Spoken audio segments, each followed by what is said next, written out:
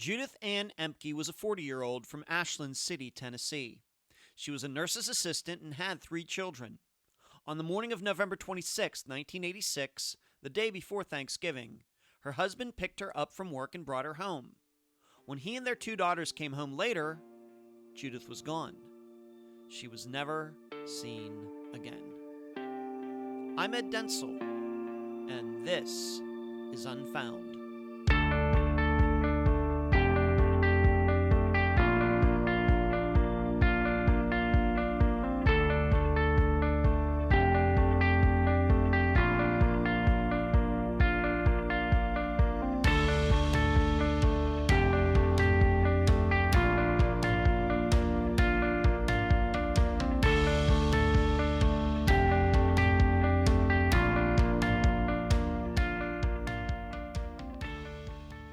There's probably no better gauge of whether a society is free or not than the degree to which the citizens of that civilization can choose. Choose who they want to love. Choose what they want to watch and listen to. Choose what they want to say. Choose what work they want to do and what fun they want to have. Of course, no idea of choice is absolute. We can't infringe on others. But you show me a country where people have limited choice, and I'll show you a dictatorship, a totalitarian state, a place where people would probably leave if they could. In fact, you won't find a podcast like Unfound or any type of true crime program in places where you aren't allowed to choose to criticize a government, a law enforcement department, or a ruling class like we do on Unfound. It's just not permitted in many places. Well, today, you're going to get to exercise your freedom of choice, because we have the disappearance of Judith Ehmke, a disappearance which is as confounding as any Unfound is covered, even though on the surface, it doesn't seem that way. There are at least 3 different scenarios that have equal possibilities. Once you hear all the information, you'll have to make a choice. You'll have to decide if someone chose to make Judith disappear, or did she do it herself? And now, a summary of the case. This is brought to you by my friend Megan Good's site, charlieproject.org. Judith Ehmke had been married before, having a daughter and son from that marriage. Then she got married again, having another daughter in 1974. Through both marriages, she improved herself, taking on more and more responsibilities with her job as a nurse's assistant. And in her second marriage, she had to, because she was the primary income earner. Her husband, Daryl, nicknamed Tex, jumped from job to job, paycheck to paycheck, all the while accumulating over 20 junk cars in their yard. In addition, over the years he became abusive and controlling to both Judith and the 2 older children, but never touched his own daughter, the one born in 1974. Under that cloud of dysfunction, Judith's husband drove her to work like he always did, the evening of November 25th, 1986. She had been working the night shift for a few years. Then the next morning, as usual, Daryl picked her up. They allegedly got home a little after 7 a.m. That same day, Judith's 2 daughters, Teresa and Darlene, only had a half day of school due to it being the day before Thanksgiving. They got home at around noon to find the front door locked, so they waited outside. Shortly after that, Daryl pulled into the driveway. He'd been doing some grocery shopping. He seemed surprised that the house was locked up, since he had dropped off Judith just hours before. The 3 went inside to find all of Judith's clothes missing. Her jewelry was gone, along with many family pictures. An unsigned goodbye note was in the typewriter. Judith was never seen again. The following issues have caused many people, family members and law enforcement included, to debate what actually happened to Judith. Number 1, information discovered a few years later that Judith may have gotten pregnant while having an affair with the single guy next door. Number 2, another neighbor and good friend of Judith's, who more than once offered to help Judith get away from her abusive husband if Judith so desired. And number 3, a lawsuit in the early 1990s that exposed a reason Daryl might have had a motive to get rid of Judith in 1986.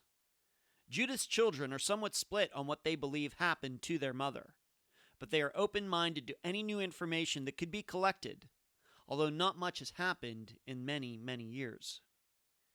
The guest for this episode is Judith's youngest daughter, Darlene Green. Unfound News. Happy New Year to everyone. I hope you all had a safe but exciting night. I was in bed well before midnight, but I anticipate a lot of good things for Unfound over the next 365 days. We promise to continue to give you the best and most in-depth interviews involving missing persons cases. And we thank you for all of your support in 2018. Next, did you watch the live show on YouTube a couple days ago? I hope you did.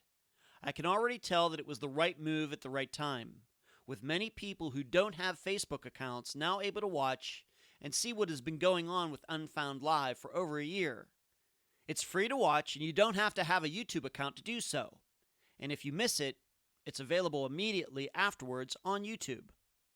Finally, I'm happy to say I was able to get all of the t-shirts updated over the last week, and the guests for those episodes, mainly since the end of August, have been contacted about getting theirs for free. You, of course, can find and buy them in the Unfound store on Shopify. Thanks. Where you can find Unfound. Unfound supports accounts on Podomatic, iTunes, Stitcher, YouTube, Instagram, Twitter, and Facebook. Contribute to Unfound at patreon.com/Unfound Podcast. This week, I need to thank Kathy, Anne, Lori, Dana, another Lori, Shelby, another Dana, and Susan. You can also contribute at PayPal, unfoundpodcast@gmail.com. That is also this podcast's email address. The website, unfoundpodcast.com. The merchandise, the books at amazon.com in both ebook and print form. Don't forget the reviews. Shirts at myshopify.com. I've already talked about that during this episode. And then cards at makeplayingcards.com/sell/unfoundpodcast. And please mention Unfound at all true crime websites and forums. Thank you. A note before this interview starts. You know how much I like to keep Unfound PG rated.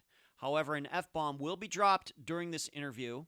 However, it is in the context of a note that was allegedly left by Judith the day she disappeared. And my guest, Darlene, will simply be recalling what she remembers the letter said. I'm so fortunate to have on this episode of Unfound the daughter of Judith Ehmke, Darlene Green. Darlene, welcome to Unfound. Thank you. Let's start here. You have a couple siblings. Your mother had a couple other children besides yourself. We probably need to just point that out right at this second to start. What are their names, and how did you all get along, and are they older than you, younger than you? Maybe you can give that kind of a context to the Ehmke household before we start specifically talking about your mother. Well, I have actually half brother and half sister. My brother's 6 years older than me, and my sister's 5 years older than me, Frank and Teresa. They were my mother's children from her first marriage. I am my father's only child. So Daryl, Judith's next husband, who she was married to when she disappeared. That's your dad. Yes. And from what everybody tells me, I'm kind of the reason my father is the way he is, or was, rather, I should say. He's passed now. Okay. Everyone says that my father was a really good guy and a loving husband and a great dad or stepdad until the day I was born. And it was kind of like he just snapped. My sister tells me the first time she ever remembers him beating her was the day that I came home from the hospital. So, wow. Well, maybe we should talk. We should talk about your mother first. Then we'll get to your father here in a second. So she had three children. These two were your stepbrother, stepsister. And what do you remember about your mother? Of course, you were 12 years old when she disappeared. What do you remember about her? My mother was a very dedicated person to her job. She loved what she did. She worked as a nurse's aide at a nursing home, caring for the elderly. She loved it. Um, I think part of it is one, caring for people, two, it was her escape. She got out of the house. Mm-hmm. Um, my mother was the oldest of nine children, so I think caring for others came natural Yeah, to I her. didn't know that. Hmm. She pretty much raised most of her brothers and sisters. Um, and from what I understand, her her mother was definitely the one to let her take over and raise the kids. So I'm not sure about that, but and then, like I said, with the marriage to my father, he was abusive and controlling, and so any time away from him, work was her escape. So of course she loved it. Mm-hmm. And you had told Um, me though that the way you remember it, at least when she disappeared at the time of her disappearance, she worked nights. yes, yes. And had she done that for a long time, or was that something new before she disappeared? Do you No, remember? the entire time that she worked with at the nursing home, she worked nights. She'd always worked the third shift there.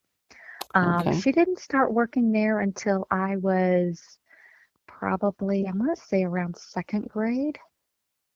Okay. Um, I, I, I don't know what, 7, 8 years old, maybe. Mm-hmm. Sure. Um, I can't be certain on that. I do remember her having a couple of other jobs before she got that job there. So, um, don't quote me on the time frame. Okay. Once again, didn't really pay attention then. Okay. Do Um, you remember her liking the night shift, or do you think that she was wanting to move? I mean, most people, my impression is that most people who are night shift are looking to get on the day shift. Do you think that she wanted to at some um, point I get on don't to days, think or what? I don't think she really cared, to be honest. That was just my impression. I think Mm-hmm. she enjoyed the nights because that was more freedom for her. I mean, there's not a lot going on at night. She wasn't, um, run ragged kind of at work. She Mm-hmm. she had time to sit down and relax, which was good for her. Had time to socialize with her coworkers. Right. Um, as Right. far as at home, getting to sleep during the day and stuff, I'm sure she was aggravated by that, but who isn't? Um, I I don't remember her being unhappy about anything at work. I really don't. Okay. You also told me, and this is, we're going to talk about your father a little more in depth in a second, but she was the main earner in your family. The money that she made with her job was, my understanding, a lot more than what your father was doing. Yeah, I don't know how much my father brought in.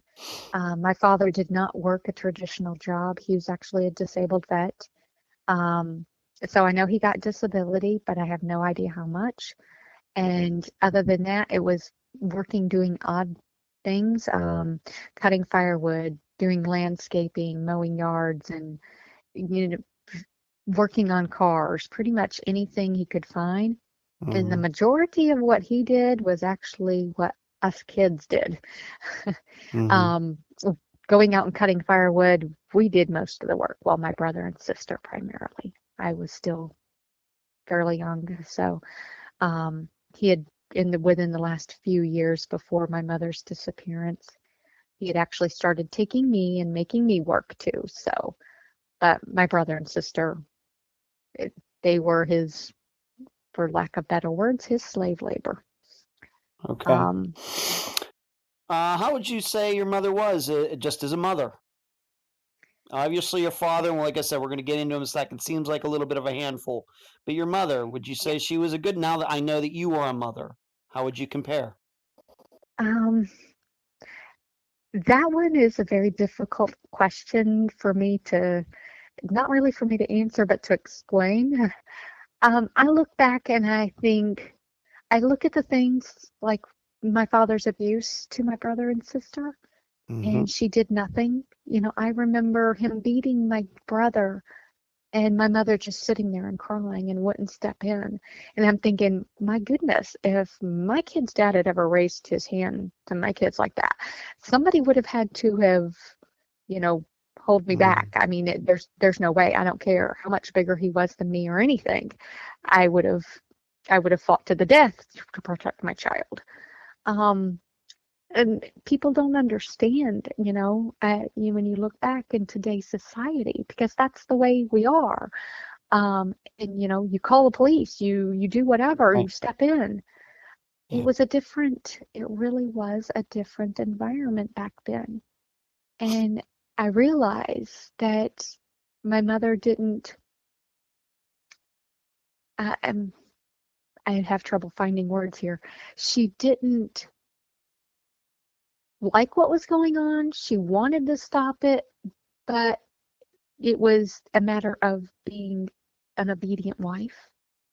Yeah. Um, and I really, it took me a long time to understand that. It really did. I, I was so angry with her for the longest. It was like, why didn't you leave him? Why did you let him treat us that way?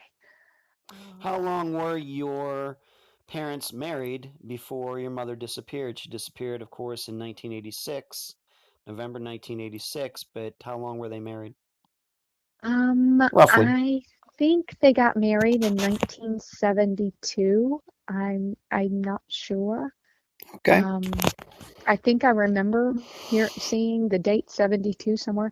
I was born in February of 74, so I know that they had not been married Very long long. before I was born. My mother's from Michigan, and that's where my father met her. I remember it being him telling me it was quite an ordeal because he had to legally adopt my brother and sister before he could leave the state with them and for them to move to Tennessee. Hmm. So I know that they got married in Michigan before they moved to Tennessee, and then, then I come into the picture later. Okay. Um, Well, we've talked about your father a little bit. We know that didn't have much of a job. Kind of just scrounging up for work wherever he could find it. It sounds to me. Was controlling, uh, to say the least, a little abusive to at least your brother and sister, but I know not to you, and that's something we're going to eventually talk about. Um, but you mentioned already that he changed after your birth very shortly. What does that mean? well, like I said, my sister remembers him reading her bedtime stories and says the first time he ever hit her was the day I came home from the hospital. At that time, my father did have a job. He was a contractor, a general contractor, from what I understand.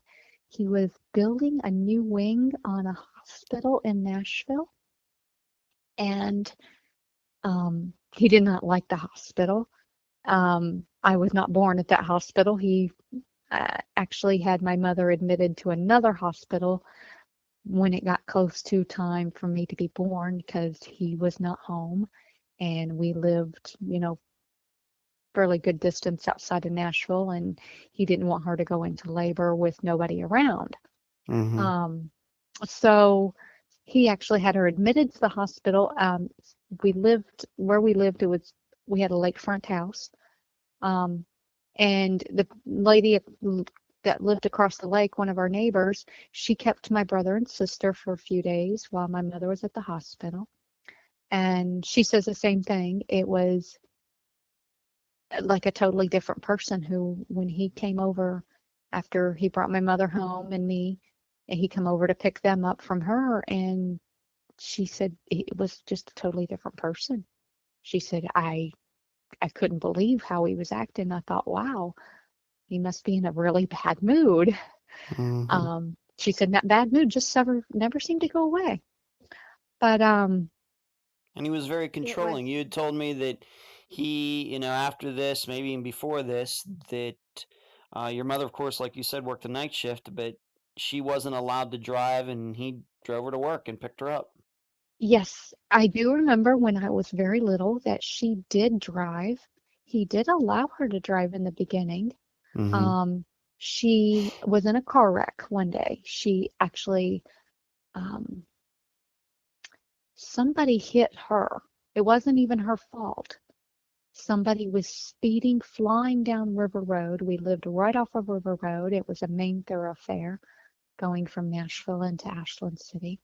And she had just pulled out onto River Road and somebody came flying down and hit her. Um, so it wasn't even her fault, but that was it. That was his excuse. You can't drive. You don't know how to drive. And just very hateful about it, of course. Mm-hmm. And that was it. Never let her drive after that. And this is going to be relevant later for the listeners because on the day that your mother disappeared is kind of the same routine that he picked her up from work, Yes. took her to work, picked her up, and we'll get once again when we get to that. I just want the listeners to know that that was not unusual. You also told me, and this came up I think in one of our later conversations, is that he kept the kind of guy that he was. You have in a residential area. My understanding is that you have houses fairly close to you, but you used to keep like parted out cars in your yard. Yes. At one point, we had a 1 acre yard, and at one point, I remember there being 26 vehicles in the yard. On a Yes, 1 acre, it was. 1 acre, 26. Yes, they were like packed in there. Now that might not have been whole entire vehicles. Mm-hmm. I know that there was like a half of a pickup truck at one point. Um, Oh my. but yeah, it was horrible. Um, Wow. our neighbors, I'm sure, hated us. Yeah, well, these days, I know when people do that, people start worrying about their property values if they're trying to sell their house. So, yeah, Yes. I'm guessing maybe some of your neighbors back at the time might have been thinking the same thing. How am I going to Yes, sell my house if I got this guy across the street? and it was starting. I remember when I was very little, once again, there wasn't too many cars. This this accumulated over the years. I mean, this was like um, shortly before my mother disappeared that we reached the point of 26. Mm-hmm. Um, I remember our next door neighbors selling their house and moving. And I honestly cannot remember. All I remember about them, it was a young family. They had a one son, a little boy, that was a toddler at the time. And I wasn't much older. But I remember that was the last people in our neighborhood that sold their house. At least in view of us. Right. I Now that, understand that. like I said, it was a lakefront home, so the road kind of winded back up around to the other side of the lake. But right there in front of us, in view of us, nobody sold their home after that. Yeah, I don't know if maybe that we was now know because a they reason. loved it. I don't know if they just loved it there that much or if they just were stuck because they couldn't sell. Yeah, yeah. We're going to talk about at least what we might call one friend that your father had, and that was a neighbor. We're going to talk about him specifically in a second. But did your father have any friends that ever came over to the house? Did he go out with like the fellas? He wasn't somebody that went out. There were people he knew who would come by. Um, he had one good friend, a man by the name of Russell Stevens. Him and Russell were really good friends. I don't know how long they'd known each other. Obviously, all my life. Um, Russell ran a junkyard, so that they had that in common. It was the manly thing there. Um, Fixing up old cars, whatever. Russell was an alcoholic. I remember he was always drunk. Um, I don't remember, any stories about how they met or anything. I do know that there was another friend, Jack Kearns. From what I was told, my father used to own a garage in Ashland City, like years before I was born, um,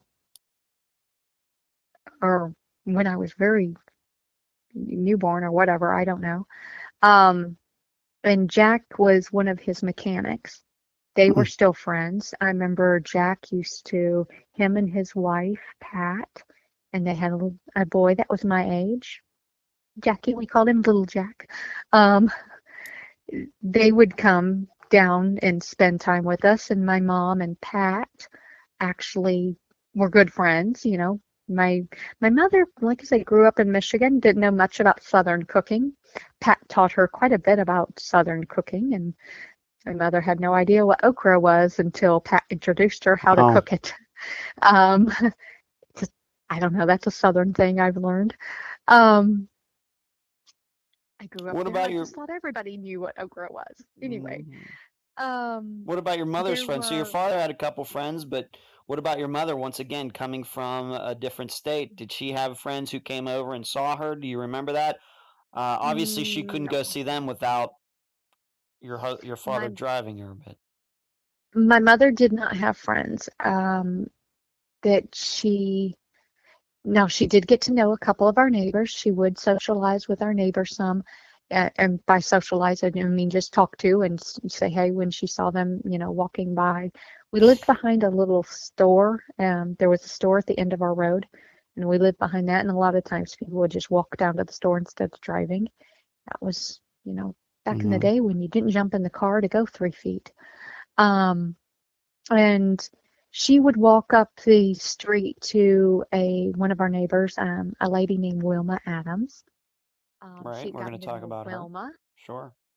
Her husband ran a business out of their house, and my mom would actually do some work for her, addressing and mailing envelopes and stuff like that. Um, she was still friends with the lady across the lake, Janice, the one who kept my brother and sister when I was born. Occasionally she'd walk over there, but not very often. She didn't usually go that far. Um, that was it. She just socialized right there with the people right by us. I mean, she didn't have friends outside Okay. of the home. She didn't have the opportunity to meet people except for at work, and that was the only time she had to socialize with them was at work. My father didn't allow her to go out. Right. Yeah, and that's Um, going to become important later because the listeners should know that I did get to talk to one of Judith's former coworkers. In fact, we had an extensive conversation for about 45 minutes that I'm going to relay to the listeners later in the conversation. So we kind of, and I know listeners say, well, you're getting really in depth here. I think this is all for the listeners. This is very important to understand the family dynamic going on because of this disappearance being fairly unique in many ways. And once again, once we get into some of the facts, I think the listeners will understand why we are covering some of these cover some of these facts in such depth. There's one more person though that we need to talk about before we get into the days and day of your mother's disappearance, and that is a guy. His name is Gary Pat Richardson, but my understanding is that most people knew him by his middle name Pat, and he had the nickname Yankee. He was at some point he became your next door neighbor. Why don't you just tell the listeners a little bit what you remember about him? Describing to the listeners, and my understanding is he and your father got to know each other, and I'm wondering where your mother came into all of that. Yeah, Pat is the one who bought the house next door. Like I said, the last neighbors that I knew to sell. He bought that house. He was a bachelor. I understand he had been married once, but he was not married at the time. Um, he was originally from Maine. He had a brother who lived in the Nashville area. Him and his wife and kids lived in Nashville, but that was it. That was his only family in Tennessee. Hmm. Um, he kind of became a permanent fixture in our house. Um, it was the normal everyday routine, it seemed. He worked, when I was a kid, he worked as a copier repairman for a copy company called Robert J. Young. And he would get up, he would go to work. He did the Monday through Friday, 9 to 5 kind of thing. He would come home, He would grab a 6-pack of beer out of the refrigerator and he would come over to our house and sit and watch TV with my father. Now, of course, my father, he didn't usually come in until dark. He was out mowing yards or having my brother and sister mow yards and stuff. But usually, when my father come home, Pat would come over. And I remember he used to stay there. They would watch the 10 o'clock news together. That was just, he ate dinner at our house almost every night. Another thing that was popular at my house, that this was my father's, like I said, he didn't go out with his friends for guys' night out or anything. It was always people coming to our house. Our house was the Friday night card game destination. And Russell Stevens and Yankee would come over, and like when Pat and Jackie and his wife Pat, other Pat here, when they would come over, and that was the Friday night hangout, drink and play cards. And my mother was expected to be the hostess, and of course she wasn't a part of this as well. She was in there playing cards with them and playing card games, whatever.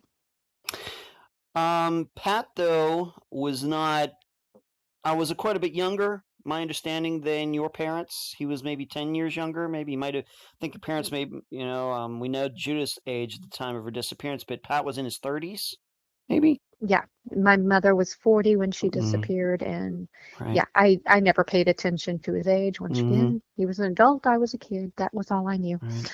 Okay. Yeah, after a little research, we found that out, but okay. Yeah. Do you remember Pat and your mother? Did they get along? Yes, from a they from once did. again from a 12-year-old's point of view?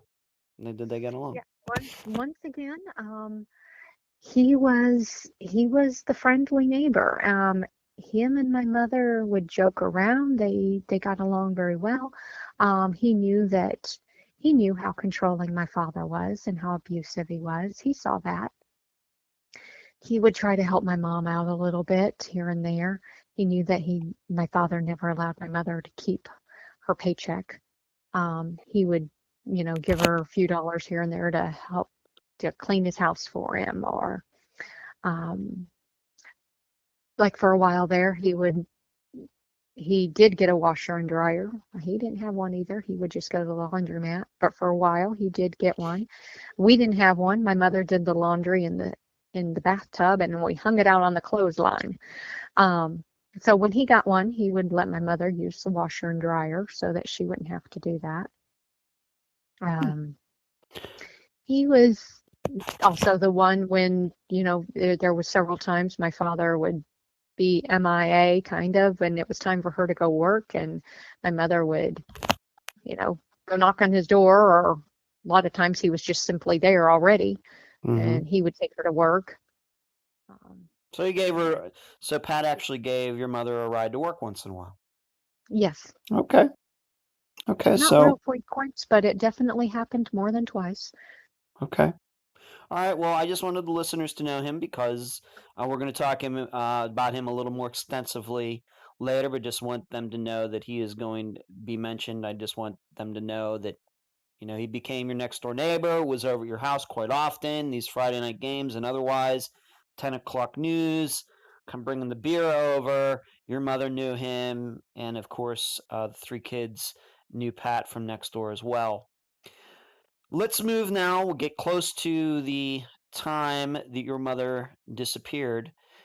Once again, from your point of view as a 12-year-old, as a young girl at the time, anything unusual that you remember? You've talked a little bit how your father could be violent, once again, to your sister and brother. We want to make the understanding that he was never violent with you. Correct? No, I was his child. That was another thing I have trouble giving perspective as to what kind of mother my mom was. She wasn't really allowed to be mom to me. She was my caretaker. She was more of a nanny to me as far as my father was concerned. He Huh. made it very clear to her that I was his child.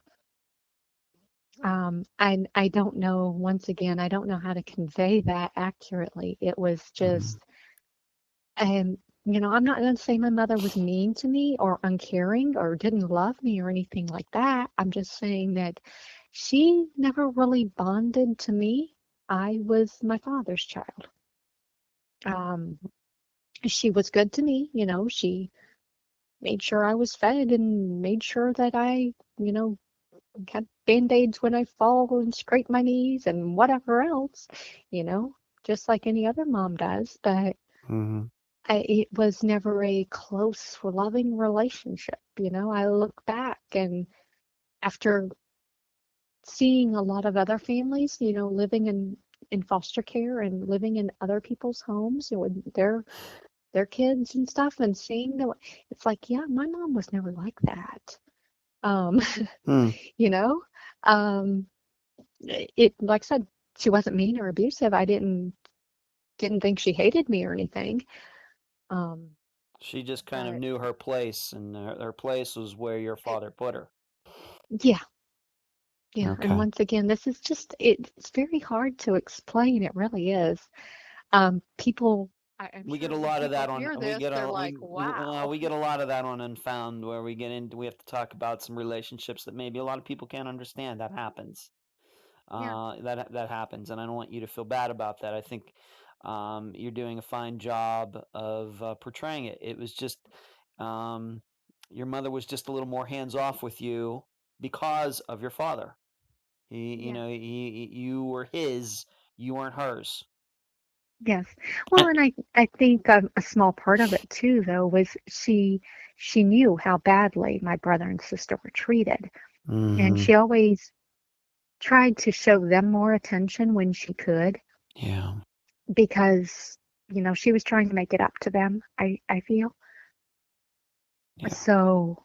Sure. Um, that was, like I said, she wasn't trying to neglect me, but it was, they were her priority Right. because she knew I was my father's priority. I was okay. Getting back to the maybe the days before the disappearance, um, in your opinion, once again, if the way you remember it now, was there any escalation in that control? Any escalation in the violence? Anything that you maybe, um, to use a horrible cliche, a straw that broke the camel's back that you knew about at the time? Because Mm, obviously a lot of people are going to say, well, the wife's missing, the husband is going to be the first person looked at, and we're going to talk about that. But anything that you thought maybe got worse in your parents' relationship before your mother disappeared? nothing that I can put my finger on that got worse with them. I know that shortly before my mother disappeared, and once again, keep in mind I'm a 12-year-old kid here. Mm-hmm. Things just kind of run together. You don't really Sure. pay attention to dates and times and I'm stuff. about And your age, so I know exactly what you mean. Yes. I remember him kicking my brother out. Um, Hmm. and I can't remember, was it just, a month or two? Was it 4 or 5, 6 months, a year? I think it was just a matter of a few months, to my best recollection. My father took my brother, took him to Nashville. We didn't know what was going on. Just told him, get in the truck, and had him pack a bag, pack his clothes. Took him to Nashville. We had no idea. My father was, he didn't tell anybody in our house, Mm. what his movements were. We never knew what he was doing. Um, and in my house, you didn't ask questions, not of my father. Um, but then he come home without him.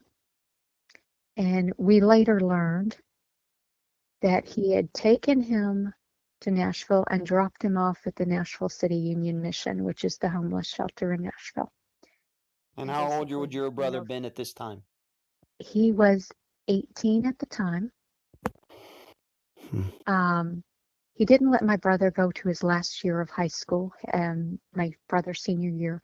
My brother was a slow learner.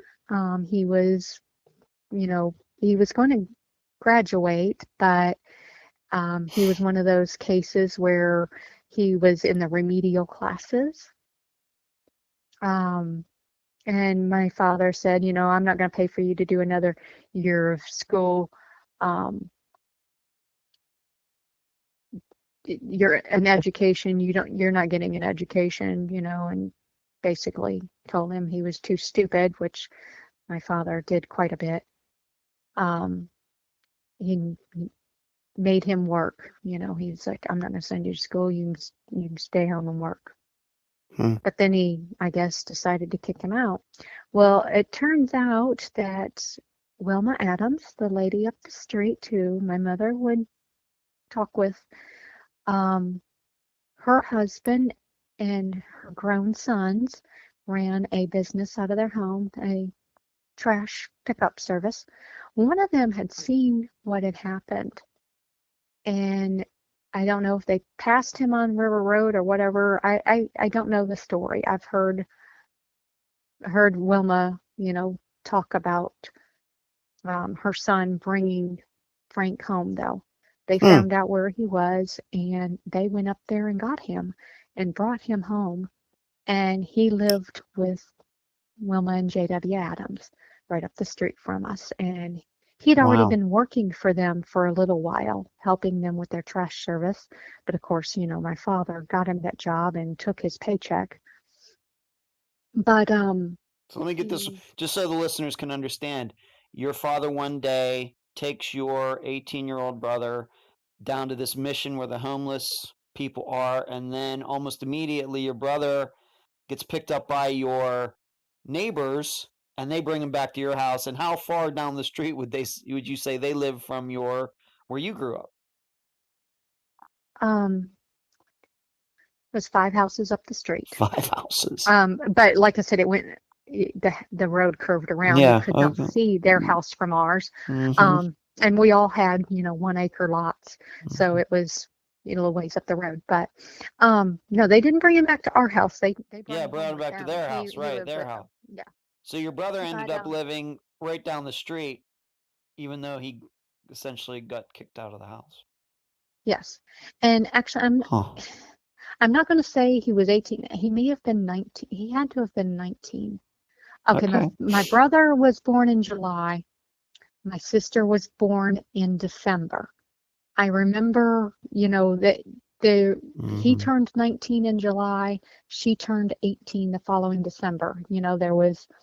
Their birthdays were that close. Okay. So when my mother disappeared, it was right before my sister's 18th birthday. So he may have been 19 or just turned 19 at that point. It was around that time. So actually, I'm going to say he had to have been 19. Okay. But that's a very weird situation it's a weird situation for a son to get kicked out of the house and then the neighbors go get him, and it doesn't seem like your brother had any and I know issues. It was very stressful for my mother. She was very upset. She was very worried. Of course, she knew that my brother couldn't survive on his own. My brother was, like I said, he was very much a slow learner. He was not somebody who could take care of himself at that point. I mean, he was a physically strong person, but he has no idea, how to even prepare a meal for himself, much less get a place to live and find a job and all those wonderful things. So he ended up living down the street. Yes. And was he living down the street at the time that your mother disappeared? Yes. Okay. Now we have the brother out of the house, so it's just you and your sister Teresa in the house at the time of the disappearance. One more thing, we have to remember that your mother disappeared the day before Thanksgiving of 1986. Do you remember your family having plans for Thanksgiving that year? The normal plan, it was we got a turkey. My mother cooked Thanksgiving dinner, and there was no guests, or we didn't go anywhere. We didn't have any family or anything. It was just us. In the years past, with my mother working at the nursing home, they would usually give their employees a turkey, as a lot of companies tend to do. So that was kind of the expected thing. That was the only plan, I guess you could say. Okay. But you don't remember the specific plans. I guess what I'm asking is, that was the plan for the next day for Thanksgiving. Did your mother or father get a turkey for Thanksgiving that year of 1986?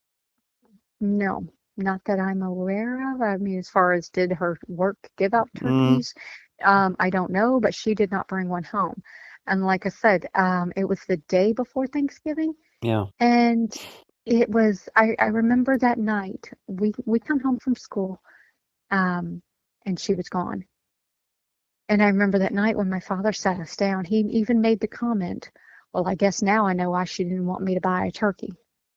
Right, right. And I want to come back to that later in the conversation because that's a very interesting comment, especially after people hear what we're going to talk about next. And that is that day, November 26, 1986, the day before Thanksgiving of that year. What do you remember about that day? What We did had you do? half What did you do that day? And your we sister? had to go to school. We had a half a day of school. Um, my sister and I got up, got ready for school. We got on the bus. Our bus stop was right in front of our house. We were always getting on the bus at the same time that my father was leaving to go pick up my mother from work. She got off work at 7 o'clock in the morning, and we caught the bus right about the same time. 6:50 something, whatever. She only worked 5 miles from home, so um, we we were at the bus stop, and he gets into the truck and he leaves. That was the last normal thing to happen, I guess. Um, I don't remember it being a half day of school. Half day. I was told it was a half day. Um, Once again, 12 years old, you don't pay attention. And that long ago. Um, but I do remember when we come home from school, the front door was locked. Now, my mother was always home. She didn't have a car. She couldn't go anywhere. So I say always home. She wasn't always home. Sometimes she would walk up the street to Wilma's house and she would lock the front door. When she did that, our bus went around the neighborhood before it came back to our house. So the bus would come past Wilma's house before it came to ours. And so even if time got away from my mother and she didn't realize it was time for the bus, she would hear it come past Wilma's house. And, usually if that happened, we get home, the door's locked, and within a minute or two, here she comes running down the street. But so we just assumed, we just sit down on the porch and wait because we think, okay, mom's going to come down the street any minute now. We waited a few minutes and my father pulls up, gets out of the truck. He's got some groceries in his hands, walks up to the porch, says, "Why aren't you going in the house?" I said, "The door's locked." So he gets out his keys. I remember him having the groceries because I remember him handing me a gallon of milk to hold while he unlocked the door. He goes in, he goes to the kitchen, he's putting away the groceries. Me and my sister go back to our bedroom to change into our work clothes, as it was termed. We always had to change out of our school clothes and change into our work clothes to go do our chores and get dirty. We went and changed clothes. I went out to the front door to go out into the front yard to start doing my first chore. And next thing I know, my sister comes from the back of the house. She had come out the back door, or her chores were in the backyard. And she comes around the corner of the house and she's crying and she says, "Mom's gone." I was like, "Yeah, I know." Thinking she's up at Wilma's. And she's like, "No, she's gone. All of her stuff is gone." And once again, I'm like, "Oh," the depth of this doesn't grasp a 12-year-old. Once again, yeah, to a 12-year-old, yes, of course. I'm not thinking my mother's missing. I'm just thinking, okay, she's not here. I know we've established that. So I don't remember all the details thereafter. I remember going into the house. One of my next chores was to gather up the trash and take the trash out. We had a barrel in the backyard. We burned our trash. And I know that was one of my next chores.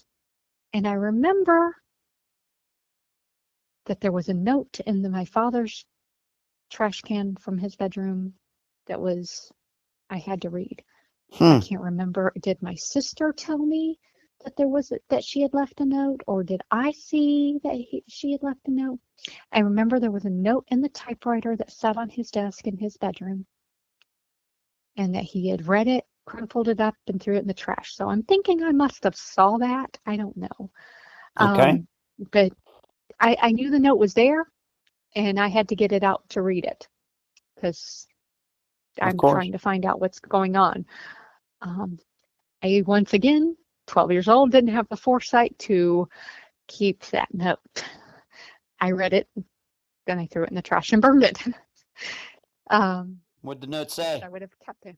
Yeah, what'd the note say? I know you don't remember for word, but paraphrasing. It said that I am leaving you. I am done. I am not going to be treated like this. I will go where I want, when I want, and fuck who I want. Her exact words. I apologize. That's all right. The note was completely typed, even her name, which I found very odd, but don't know.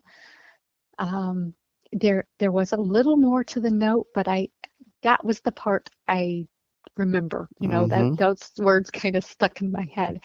It's not a word I heard my mom use a lot. Of course, I'm sure.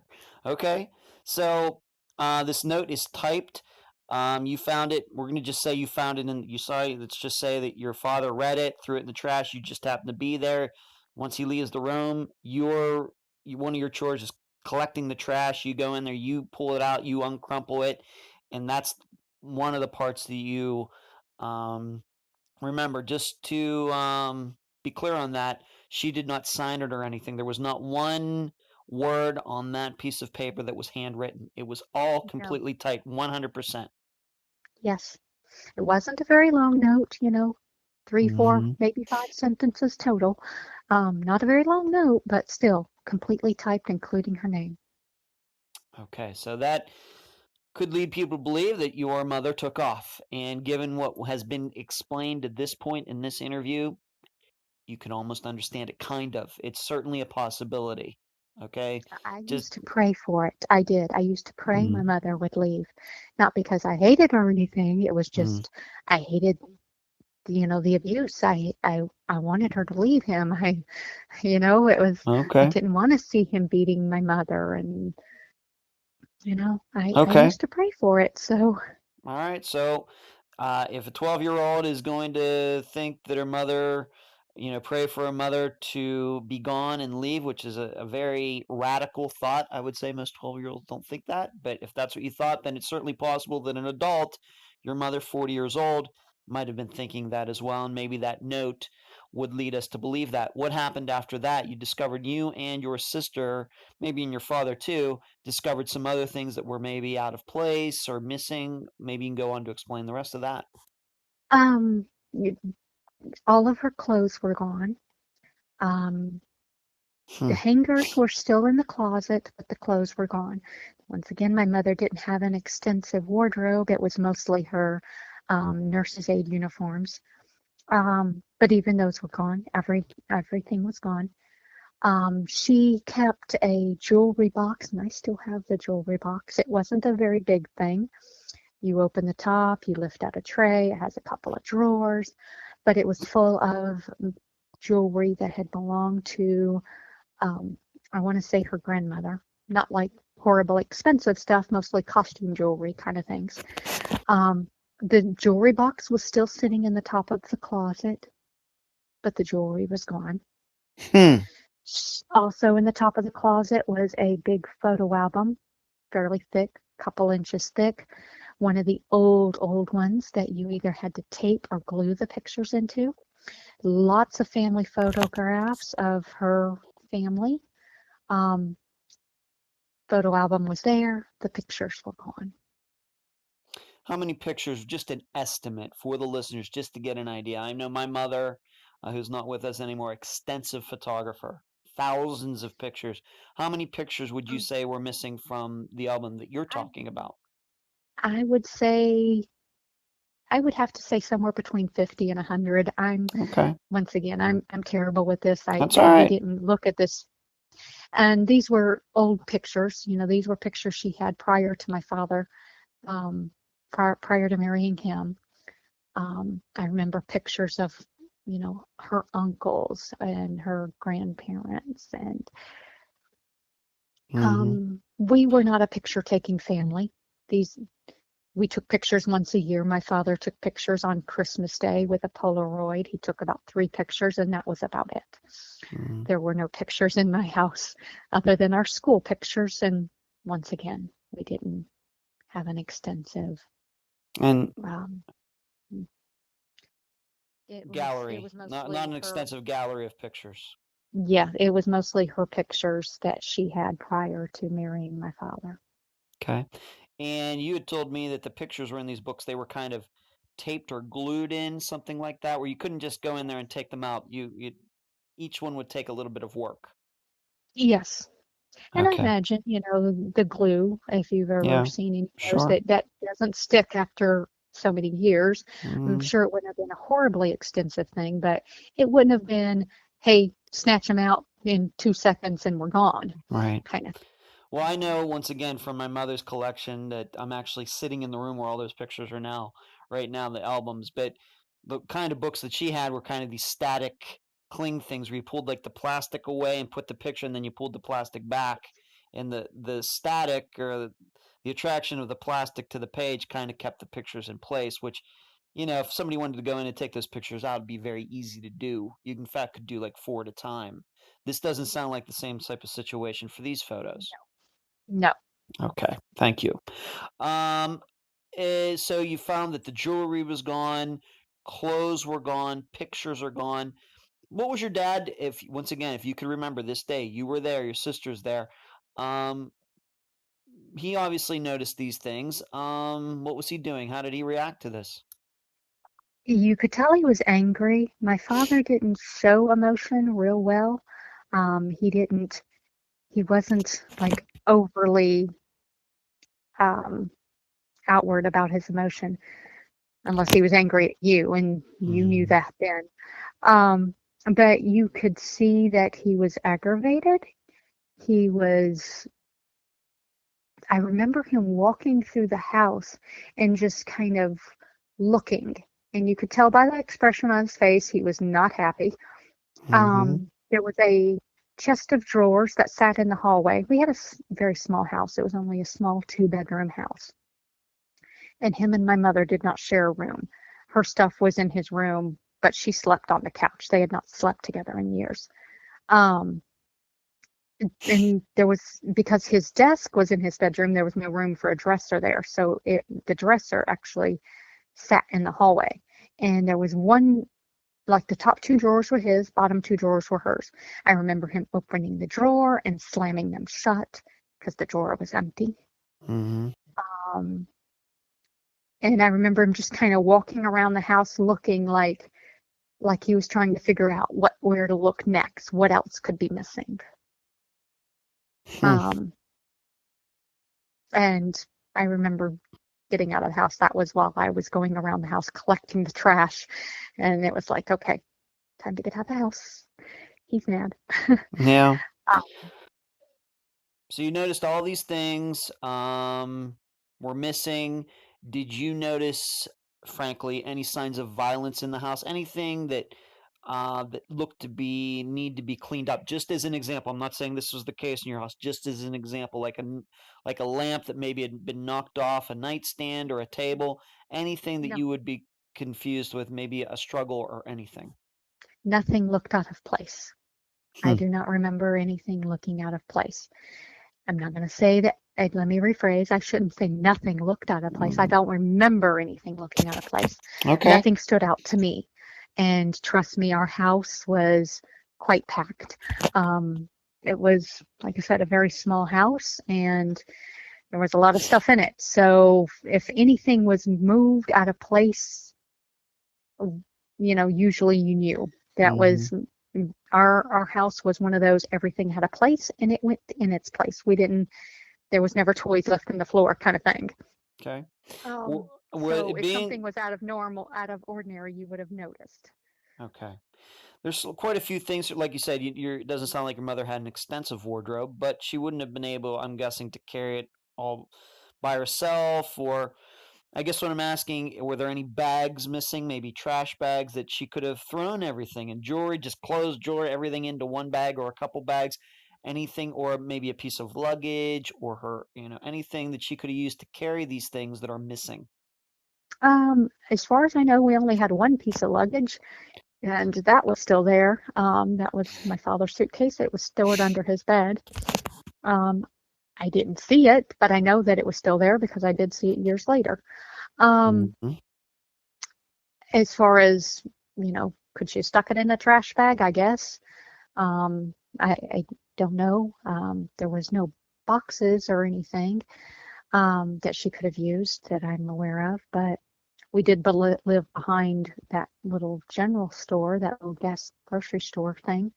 Alvy was forever throwing boxes. I guess she could have grabbed one, out of his dumpster or something. Sure. But no. Once again, I don't know how she would have Carried gotten her on. stuff out. Okay. So there's no signs of violence, but there are things missing. Of course, we already know that the front door was locked, so it's very easy to believe that she did leave on her own. We have to remember the note. She leaves, she locks the door, she's gone. Of course, we'll get into some of the other issues with this in a bit, but not totally inconceivable that your mother just took off. Of course, you maybe continue. I mean, had to have been the most bizarre day of your life. Maybe a very tough day, of course. Maybe the same way for your father. What did he end up saying? You're there a couple hours. Of course, your mother's not back. At some point, though, he did kind of sit you and Teresa down and had something to say about all of it. Yes. And when was that? And what do you have to say? The entire day went normal, as far as normal as can be. I don't remember. I remember him trying to make dinner. I think he actually called Teresa in there to help him. I'm not sure. I can't. Once again, details. But it was after dinner. We had already gone to our room to work on our homework. Once again, our house was not normal. You didn't sit and watch TV. This was routine. Kids were seen and not heard, kind of thing. But he had called us out of our room.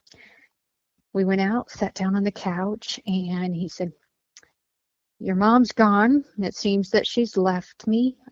And forgive me, I can't remember the exact words here. But seems that she left me.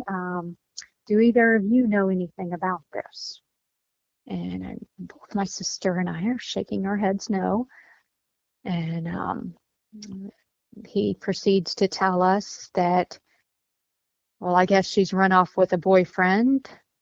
I guess now I know why she didn't want me to buy a turkey for Thanksgiving dinner. I don't remember what he said. I really don't. I'm just kind of paraphrasing. Yeah, we're looking just for a feel of it. As long as you believe it's the truth, darling, that's all we can ask. Okay, I would never expect somebody to remember that after 30 some years, but that was the general gist of it. That your mom's gone. He said, and we'll get to that. We'll cover this in a second, but I guess she ran off with a boyfriend or her boyfriend, and I guess that's the reason she didn't want me to buy a Thanksgiving turkey. That's some of the things that you remember. Yeah. What'd you think about all that, especially when he said the boyfriend part? I realize that you're 12 years old. Maybe your sister being older, that might mean something more to her. But what'd you think about all that? Both of us were bewildered about that part because, we don't think of our mother having a boyfriend, Mm-hmm. she didn't have the opportunity kind of thing. It was like, um, she went to work, she came home, there was nobody else in her life. Um, Mm-hmm. we we neither one of us, I think, knew what to make of that. Okay. Hindsight's 2020. I look back years now and I understand the comments, so to speak. All But right. at that time, I'm just like, what in the world are you talking about? You know, Do you Daddy's not making remember? sense. Do you remember a conversation maybe that night that you had with your older sister? And let's one again. Maybe we should reestablish this. How much older is your sister Teresa than you? She's 5 years older than me. All right, so she would have been Um, 17, and surely at that she age, was just about to turn 18. yeah. Her birthday's December 20th. She was 1 month from being 18 years Okay. old. And she was already, 1 foot out the door. She knew she was leaving. She Yeah. was not going to stay there. All right. She So already had she would. plans of where to go. Right. So she would understand maybe a little more than you do. 17, 18, getting to that dating age. I'm not saying she was. We don't have to get into that. I'm not here to get into her personal life, but she would certainly understand that when your father says, or she ran off with her boyfriend, that would mean that maybe your mother was cheating on your father. Do Hmm. you remember you having a conversation with Teresa about what your father had to say that night? Maybe. Um, Do you remember? I don't remember having a conversation with her. I'm not going to Mm, say we didn't. I yeah. don't recall one. Okay. Um, Would you say that your father was angry? I mean, it sounds like he was angry of slamming some doors and dresser drawers earlier in the day, but by the time he spoke to you that evening, would you say that he was sad? Did you ever see any tears come out? oh What no, would you say his demeanor was? he was not sad at all. I would say he was aggravated. But he was a very calm person. My father was very good about controlling his feelings when he needed to. And Hmm. he didn't hide, excuse me, didn't show his emotion real well. He hid it quite well. Um, he was just very matter of fact when he spoke with us. Um, and, you know, no emotion basically. You Hmm. could tell he was aggravated only because I knew him so well. But no, he was not upset. He was mad, but he was not upset. Him and my mother did not get along. Said they pretty Hmm. much hated each other. I don't know why they were still married. I used to pray for them to split up. Right, and you've already said that you could understand if your mother took off. You've said that. Yes, Just a couple yes, minutes ago that. you said that. So that all seems very logical to me. Okay. It that when your father said this, ran off with a boyfriend or her boyfriend. Did you have an idea, or did your sister have an idea, if you know, of who he might be thinking of? He never mentioned a name or anything. No, did not say a name. And I don't remember if he said her boyfriend or a boyfriend. Name. I don't know if he even made it specific kind of thing, but he didn't say a name. Um, Okay. but no, I had that that didn't enter into my mind. I Okay. At any point during that day or the next few days, if you had a chance to talk to him, did he ever say exactly what did happen the day earlier that day when he went to pick her up? Did everything, to your knowledge, did everything go as you would expect? He went to pick her up, he brought her home, and that was that. Is that what he says happened? um that was the story, from Okay. what I understand from what he told the police, um, when she was finally reported missing. Um, he didn't say anything to us. Once again, Okay. we didn't discuss things with him. It was we went to our room, we did our chores, we went to Mm, our room, we did our homework, we went to bed. Um, we didn't even talk hardly. okay. Um, Just to give also the listeners an idea, just generally, what time do you think that usually your father brought your mother home from work? What time, if he brought her home that morning, what time roughly would they have gotten home? They would have gotten home by 7:10 at the latest. My mother got off work at 7 o'clock. I do remember my mother saying several times she hated. He would pull up to the nursing home, and it was just a small place. It wasn't a big, expansive place like a big hospital or anything. Mm-hmm. He would pull up, he wouldn't even come in. He would pull up to the front door and he would honk the horn if she wasn't out there. And she hated that because she used to say, I wish he wouldn't do that. You know, those old people, a lot of them are still sleeping. But she would always try to be out front when he got there so that he wouldn't beep the horn. Okay. So he would pull up, she would get in the truck, they would come home, straight home. All right. Like I said, it was maybe 5 miles. All right. So 7:10, and what time would you say that he got home from that day when you're sitting out there, the door's locked? What time do you believe that was roughly? Well, we had half a day of school. I don't remember. I don't know what time we would have gotten out of school, like right around noon. Mm-hmm. I know that we had barely even sat down. We had been there less than 2 minutes when he came around the corner in the truck. Okay. And to me, it seemed like almost immediate because we were waiting on my mom to come walking down the road. Right. You know, it would have been just a couple of minutes. Right. So would you say 12:15 then? Do you think that he came home? I would say that would be a fair estimate. All right. Um, All I'm trying to establish here is that there would roughly then be about 5 hours that your mother could have disappeared, in which all these clothes disappeared, or jewelry disappeared, or photos disappeared. We'll get into the specifics in a bit, but just trying to put this in a time frame for the listeners. About a 5-hour time frame that she could have left. Yeah. Okay. All right. So that we get through that day. He says that evening that she may have run off with a boyfriend or her boyfriend, and even those two different words can mean something. Both of them mean something different. Of course, the next day is Thanksgiving. Do you three celebrate Thanksgiving? Do you go anywhere? Do you do anything? The day was fairly normal. We didn't know what to expect. Once again, you don't ask questions of my father. We just got up and did what we were told to do. I remember that evening,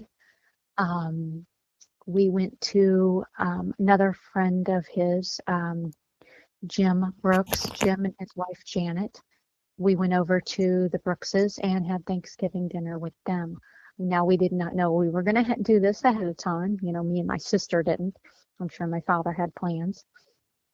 Obviously, we didn't just show up on their doorstep unannounced.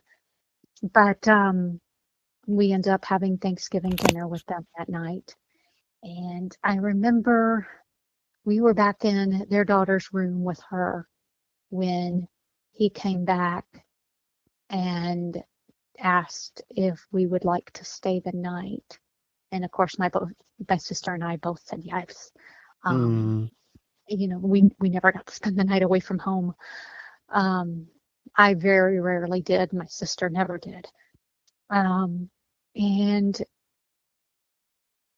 he went home and we stayed there. And I remember Janet telling us, you know, talking to us about our mom, asking us, you know, what happened and such. I guess he had asked her if we could stay there because he felt like we might need a woman to talk to. Mm-hmm. That was the message kind of conveyed to us, you know. I don't recall much of that conversation. I know my sister talked to her more than I did. Once again, I was just a kid, and I was back there playing with Stacy, with their daughter. I do know that he, you know, we stayed the night. He came back the next afternoon. I don't know midday sometime and picked us up. I'm going to say probably earlier. I know that we ate lunch with them, that he was there at that time. And he didn't just come pick us up and we left. He come and visited for a while, and we all had lunch there. So I know that he wasn't too late coming back to get us the next day. He was definitely over there by midday. So you're going to take for granted that those people you were with, they did ask, "Hey, where's Judith?" He said, do you happen to know if your father told them the truth? Did he say that there was a note and all of her clothes were gone, her jewelry's gone? Do you know anything? Did he tell her the I absolute truth, or do you think he was more evasive? I don't know. I do not know what he told them. Okay. Um, like I said, he was in there talking with Jim and Janet. My sister and I went back to Stacy's room,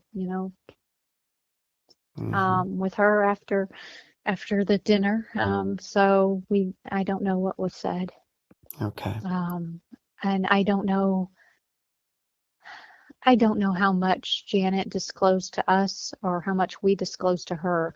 Like I said, it was mostly my sister that talked to her. Right. I Okay.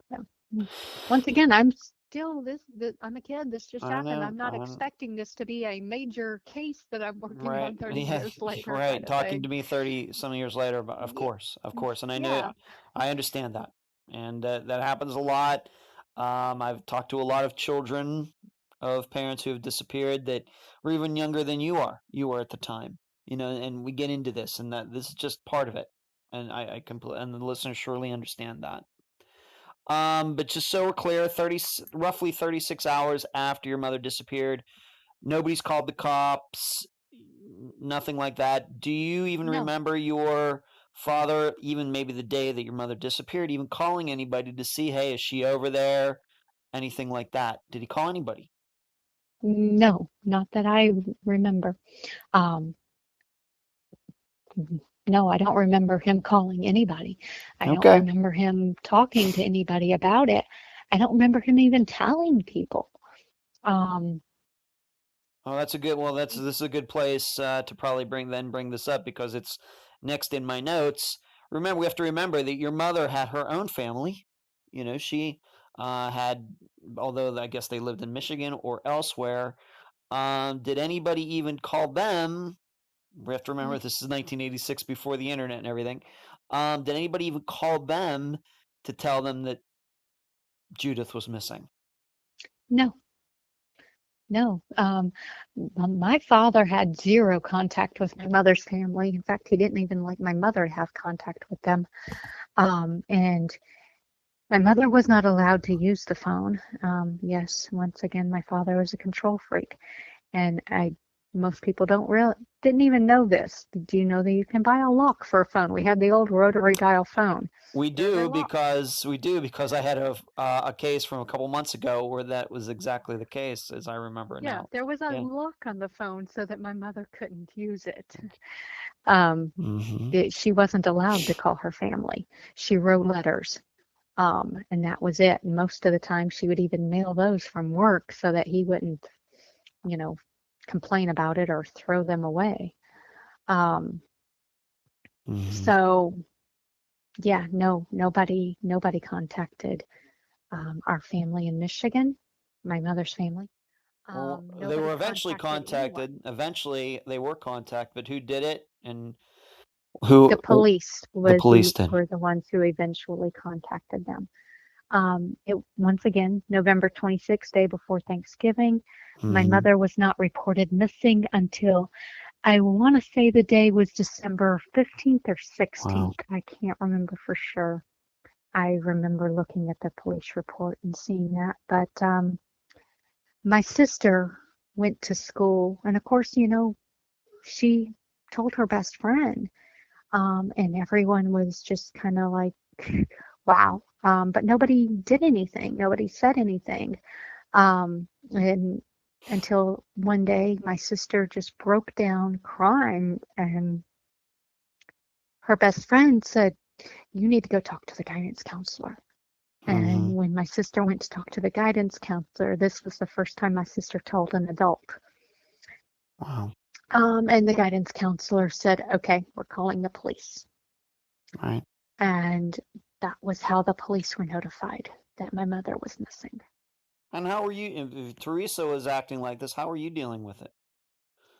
Until the police got involved mid-December, how were you dealing with it?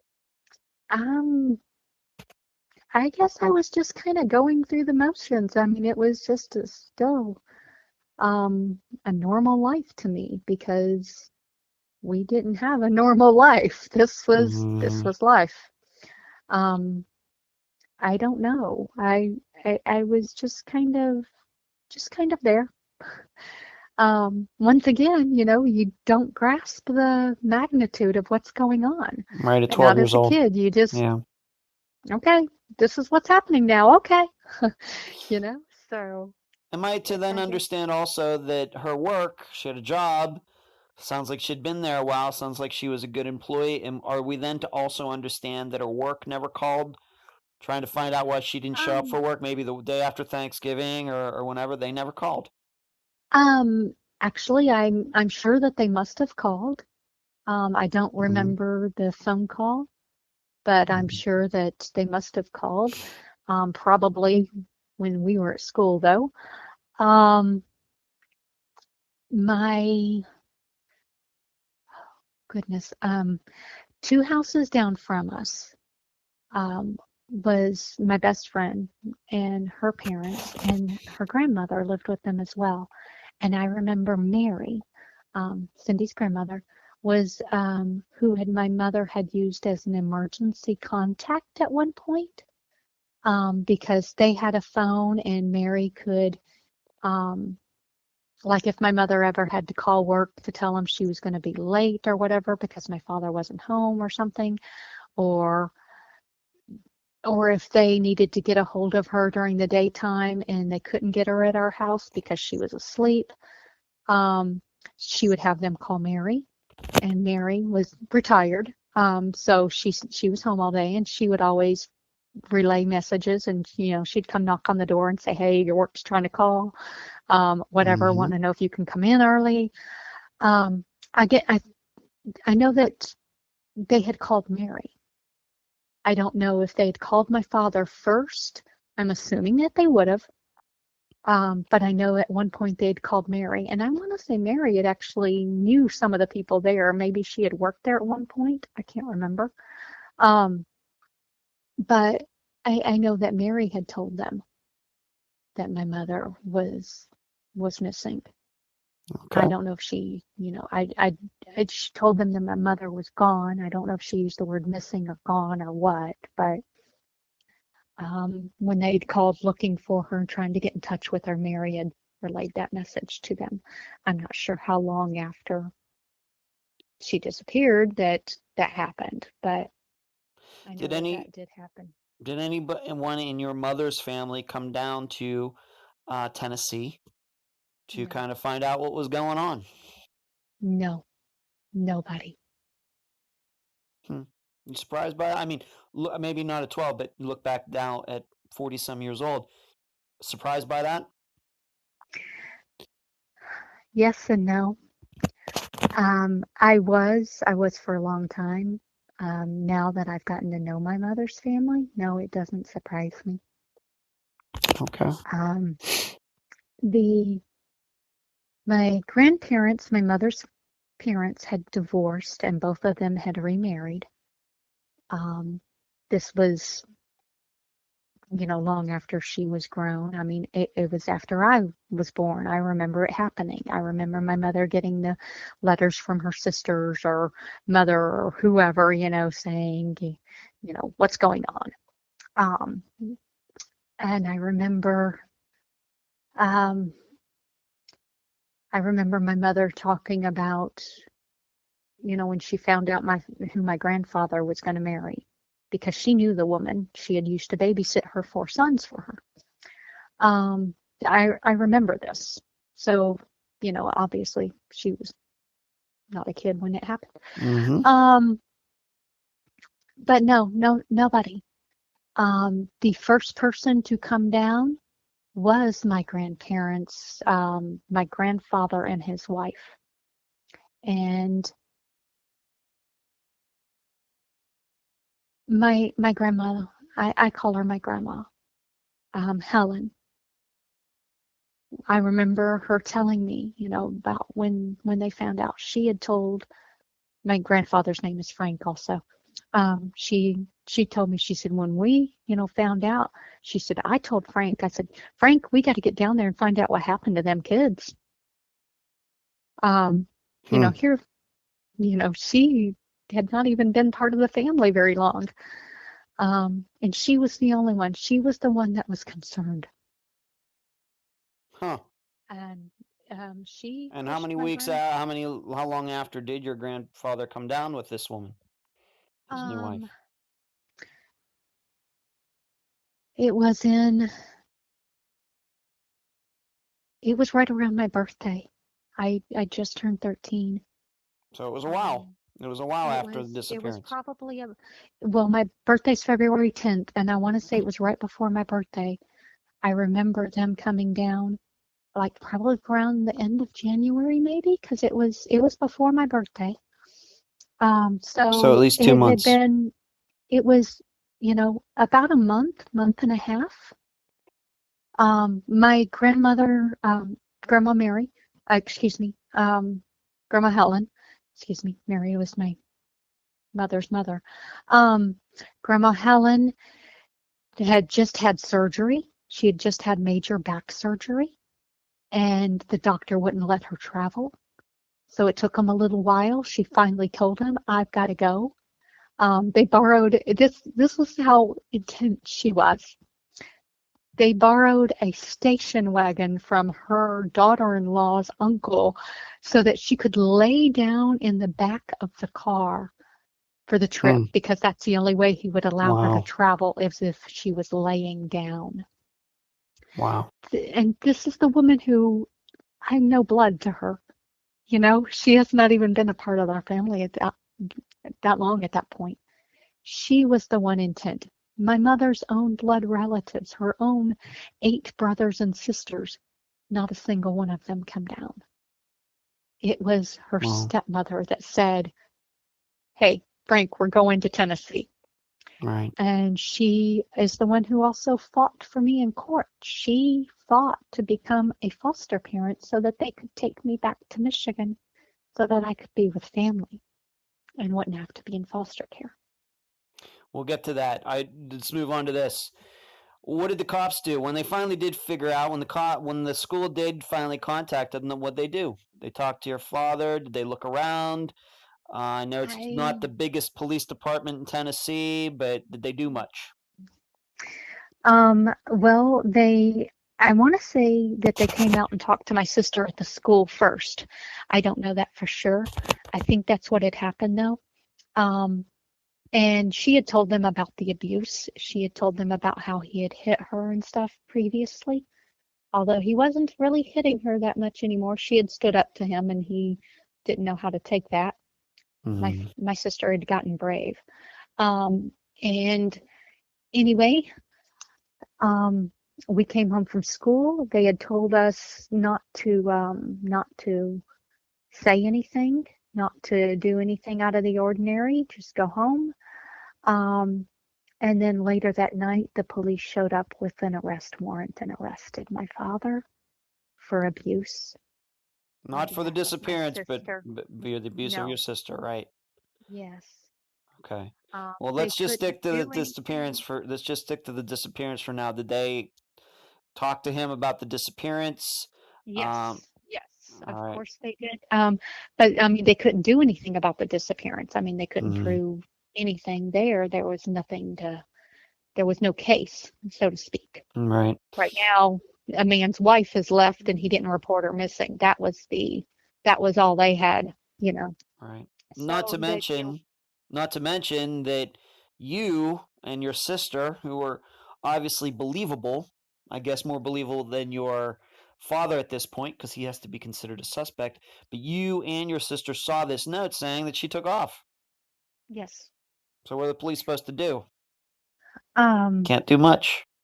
Yeah. There is no case to investigate. I mean, yeah. So, but that was they pressed the charges against him for abuse. That was their way of getting to him, I guess. But of course, he bailed out of jail pretty quick. They took him to jail that night. Me and my sister went into foster care. We were taken to an emergency foster home. And first we were taken to the hospital and put through a horrible examination. But then taken to an emergency foster home, and then, court proceedings from there on out. He ended up pleading guilty to the abuse. I think he got time served and whatever else. I don't know. I want to talk, and we're going to come back to that because I have much more I want to ask you about that. Okay, because I want to keep this in order, Darlene. But I want to go in this direction right now. So the police can't do much because there's nothing against the law for a woman, even if she's married, to just take off. The same way with a guy. If a guy wants to take off, he can do that. But the way you remember back now, there were some strange things, and you would point out the typewriter. The typewriter, remember, this is the typewriter that would have been used to type the note. It was an electric one, but there was something about it that you explained to me that seemed a little weird because it usually wasn't out. It was put away. Please explain that to the listeners. Once again, that he was sitting on my father's desk, and it was one of those old metal desks. It was sitting on his desk. It had the dust cover over it. There was stuff piled on top of it. My father's desk was quite cluttered, orderly cluttered, but, a lot of stuff piled on it. The typewriter did not stay plugged in. I remember my mother having to use it once. A couple of times she took classes at work to get more certifications for her nursing. And she had typed something up, and I remember she couldn't reach the plug. Because I was so little, she had to have me get down under the desk and reach up between the desk and the wall to plug the typewriter in. We've So all this been was there. not an easy task. Yes, we've all been there at one point or another. Yes. So, I mean, once again, I don't know that she would have even been able to plug it in. She certainly wouldn't be able to do it in a hurry. But she's trying to pack and get out of the house as quickly as possible. Okay, but it was plugged in. It was sitting there on the desk with the note plugged in when the three of you got into the house that day. Your father, you, and Teresa, your sister. I can't say for certain that it was plugged in. Mm-hmm. I can say that it was still sitting on the desk. The note was sticking out of it. Okay. I remember the note sticking out of it. I don't know how I remember. Like I said, I must have seen the note. It's horrible to not be able to remember the details. You remember some things, but you're like, how did I know that? Right. Right. And the other thing is your mind starts filling in the blanks sometimes with things that possibly aren't true. So I know. But no, I can't say for certain that it was plugged in. I just know that it was still there and the note was in the typewriter. Okay. So what I'm showing the listeners is that there was going to be a little bit of work to get the typewriter in a position to use it, and then on top of that you had to plug it in. It doesn't seem like that was that easy to do, at least for a grown adult. Okay. We also remember that the jewelry was missing, but the box was still there. You had said that, and you had found the jewelry missing right on that day that she disappeared. That was, or you or your sister or your father discovered that? I don't know how that was discovered. I don't know how I know that. Okay. I honestly can't remember that detail. Okay. But I do know that that was the case. I'm assuming that we must have seen him take it out, take the jewelry box and photo album out and look at those. I'm assuming that must be because we did not go into his room. We were not allowed, and we never would have done that. So he had to have done it, and us just, seen it happen or whatever. Okay, and then I want to also remember the listeners of the pictures, that the books were there, but the pictures were gone. Given that they were in there in a particular way, glued in, might have taken a while to take them all out. Like you said, there were between 50 and 100 of them. It's possible maybe the glue by this time had gone bad, but we just don't know. I'm going to take for granted that the glue was still good, so it would have taken some time to take them all out, and we're still Well, talking and about... not all of them were glued. Some of them were taped because I Okay. remember the tape lines holding Okay. them. Okay. All right. So we just have some things going on here. It's a 5-hour window that it seems that this note would have had. She would have had to have gotten the typewriter out.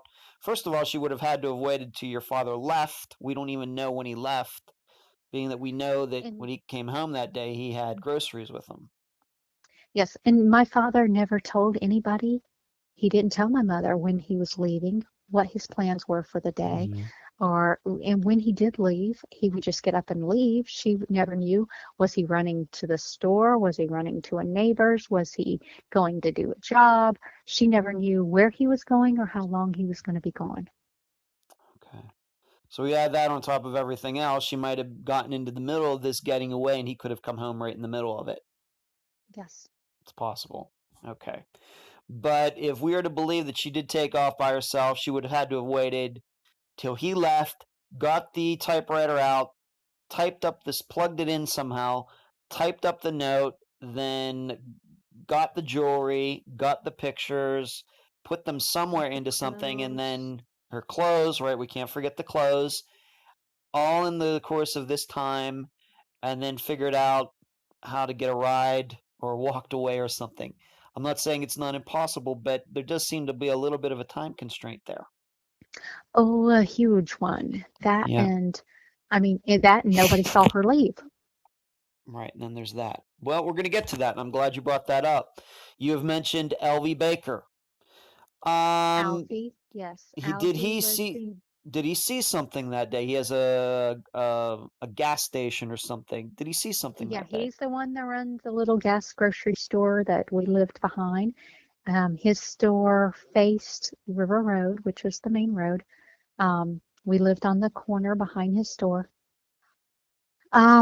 He says that he remembers my father bringing my mother home from work and that he remembers a few hours later, um, the two of them in the truck heading back toward Ashland City again.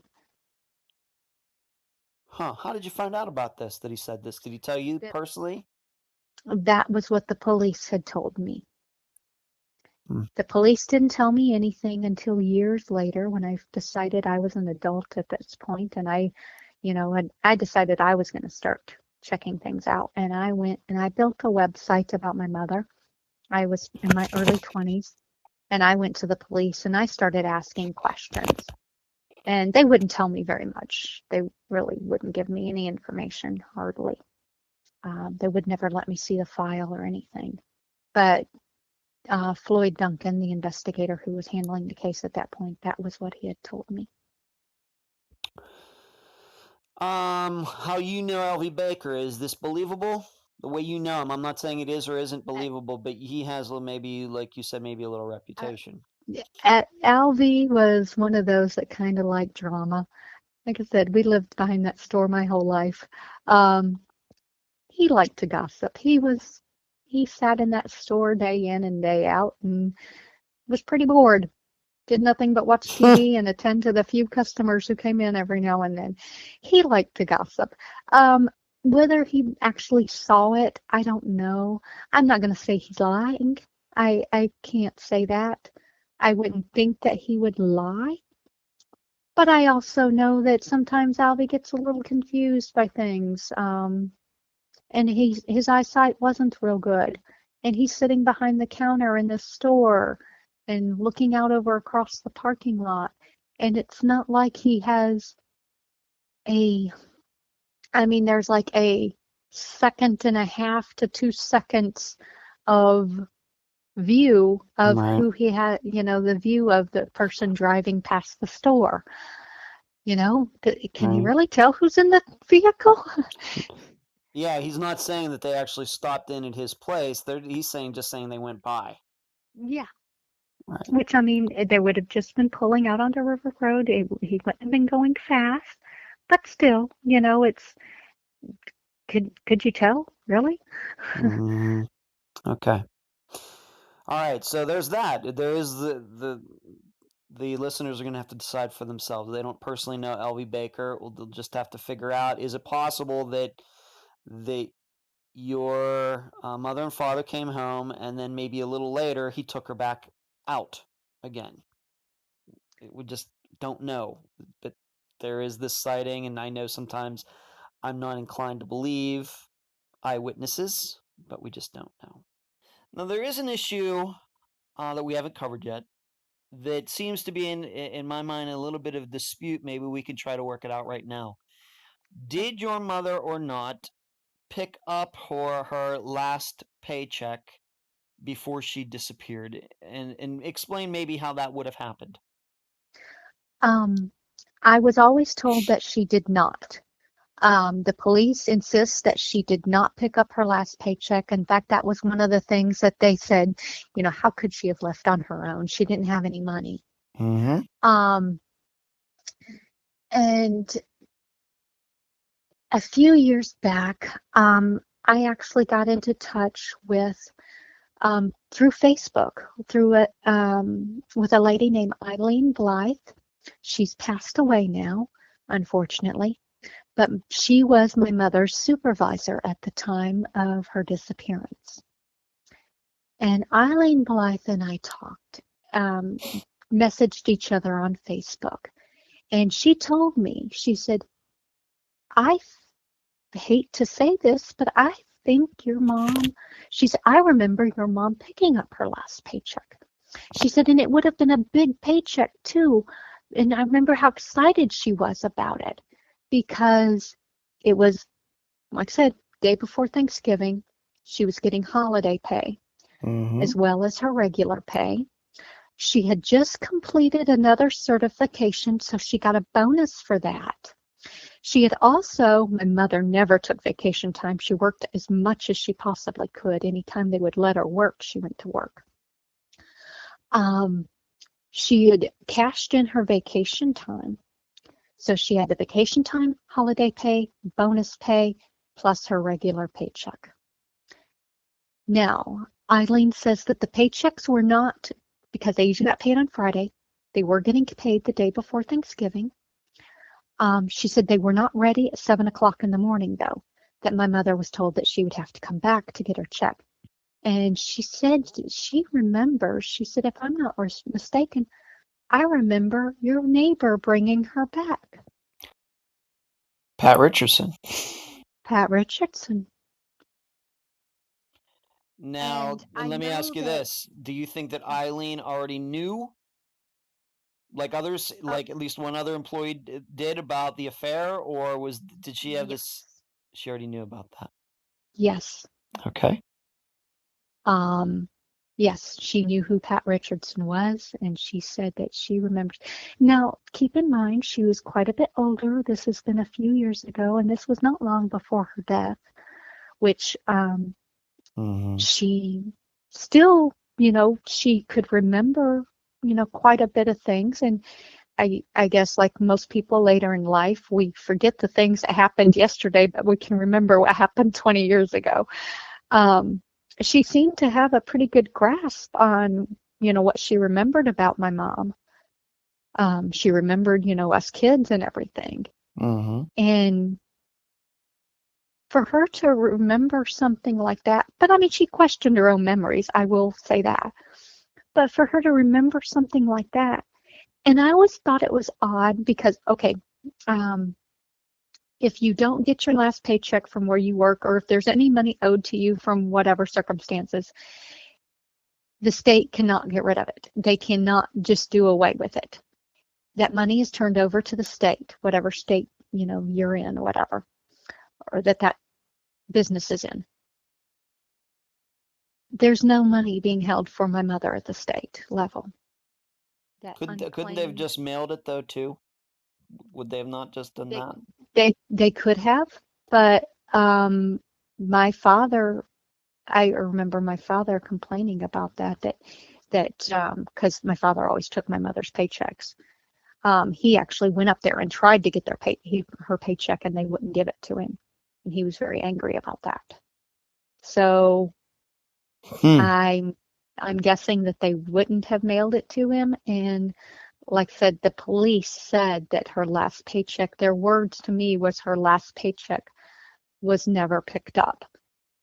Well, I mean, if it was mailed to him, that you'd think they would have known that. You'd think. I'm just wondering, if they did mail it, could your father have cashed it without your mother being around? Let's just say he's a completely innocent party in this, and he just got the check in the mail. Could he have cashed it? I know that he always had to make my mother endorse her checks before he cashed them. So maybe he could have forged it, maybe. Possibly. And gotten away with it. Always could have, certainly possible in 1986. So we're still not sure. So some people, at least for a long time, you believe that she did not pick up her last paycheck, but now this former supervisor, that conversation, she claims that possibly your mother did pick it up, and it was Pat Richardson who drove her there. Yes. Wow. Okay. And she openly admitted that she could be wrong, but like I said, she had a pretty good memory of several other things that had happened, and right. I don't know. And once again, I'm guessing this place your mother worked is long gone now. Actually, it still exists. It's changed hands many times, changed ownership, changed names, pretty much. And there would be nowhere to check if that check was actually ever cashed, if it actually fell out of their bank account. I'm sure that paper trail is long gone. Long gone. Okay. Yeah. You've already mentioned this. Your older sister, Teresa, who was almost 18 at the time of this disappearance, she ended up filing a complaint against your father for abuse. Do you think that that was a long time coming? Do you think that she still would have filed these charges if your mother was still around?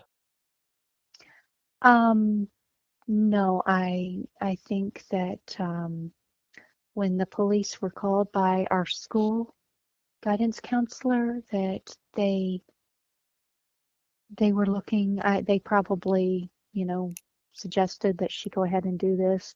This was a way of them getting us out of the house. This was a way of opening an investigation, because now they couldn't investigate a missing person because there was not one reported. And there was no proof of a missing person. We just have a mom who isn't there. Right. It's not like we have a house torn apart and blood all over the walls and something to look suspicious.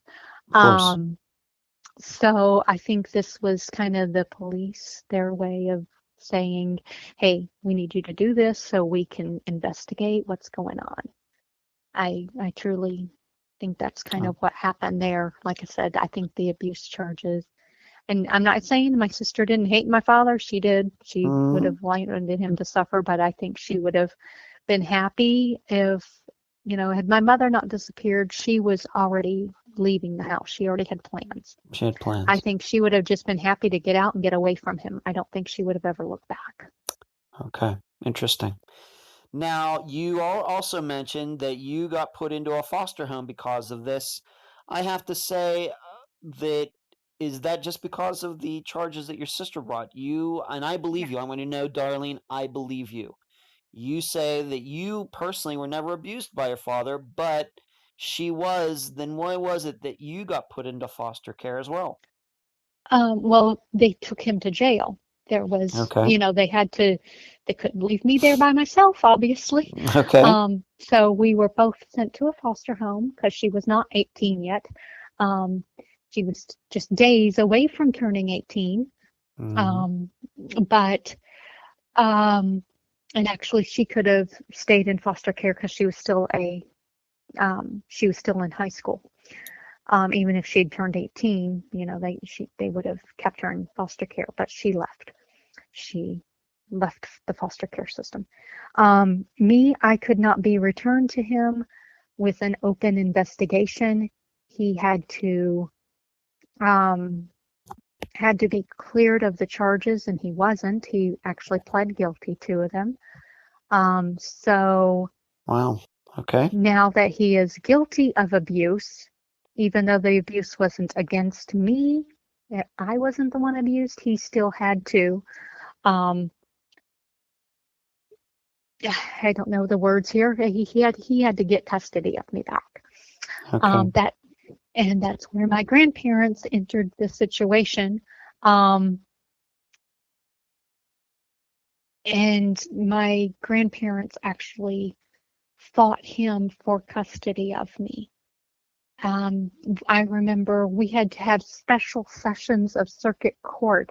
I remember sitting in circuit court till like 10 o'clock at night, because my grandparents had come down from Michigan. It was a special situation.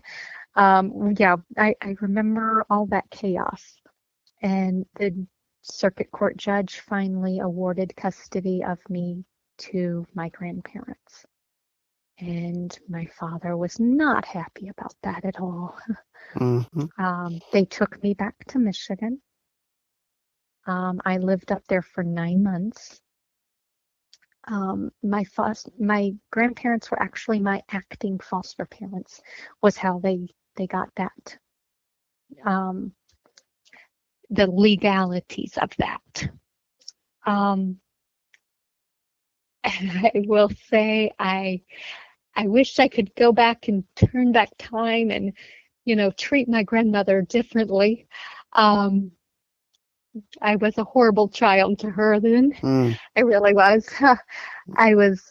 It said 13 years old. Oh my gosh, life is chaotic enough for any 13-year-old, and you add in all that drama, and oh wow. I was mad at the world, and I did not treat my grandparents very well. I made it very difficult for them. And finally, my grandmother said, okay, this was a mistake. Obviously, she doesn't want to be here. Wow. And I was returned to foster care in Tennessee. I've since made amends with my grandmother. She and I, talked many years later. And she understands. Yeah. It's not that I hated her. I just hated life at that moment. We can't forget about your brother, who got kicked out of the house by your father. When your mother disappeared, was he also still living down the street with Wilma? Yes, he was. And then I'm going to have to make a couple logical leaps here. You said that your mother used to go down and see Wilma, so she was going down there and she could see her son there? Your brother, yes. your half-brother? Yes. It's a very bizarre situation, Darlene. It is. It was. Okay. I just want to make sure that... My grandparents also took my brother back to Michigan. They also offered to take my sister, but she didn't want to go. She wanted to stay and graduate high school where she had started. So, but yeah, my brother went back to Michigan with us as well. He's still there. Okay.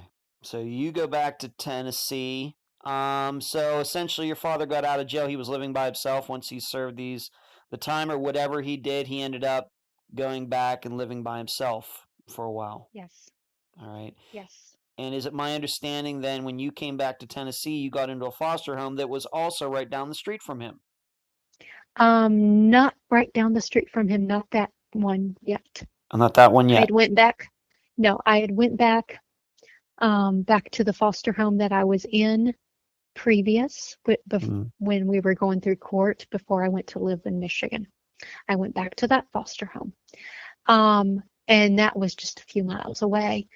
And my father did all the things he needed to do and got custody of me back. I was returned to him when I was 14. I was sent back to live with my father. I didn't live with him for very long, less than a year. And I had myself put back into foster care. I went to school one day and told my guidance counselor that I was not going home. And why is that?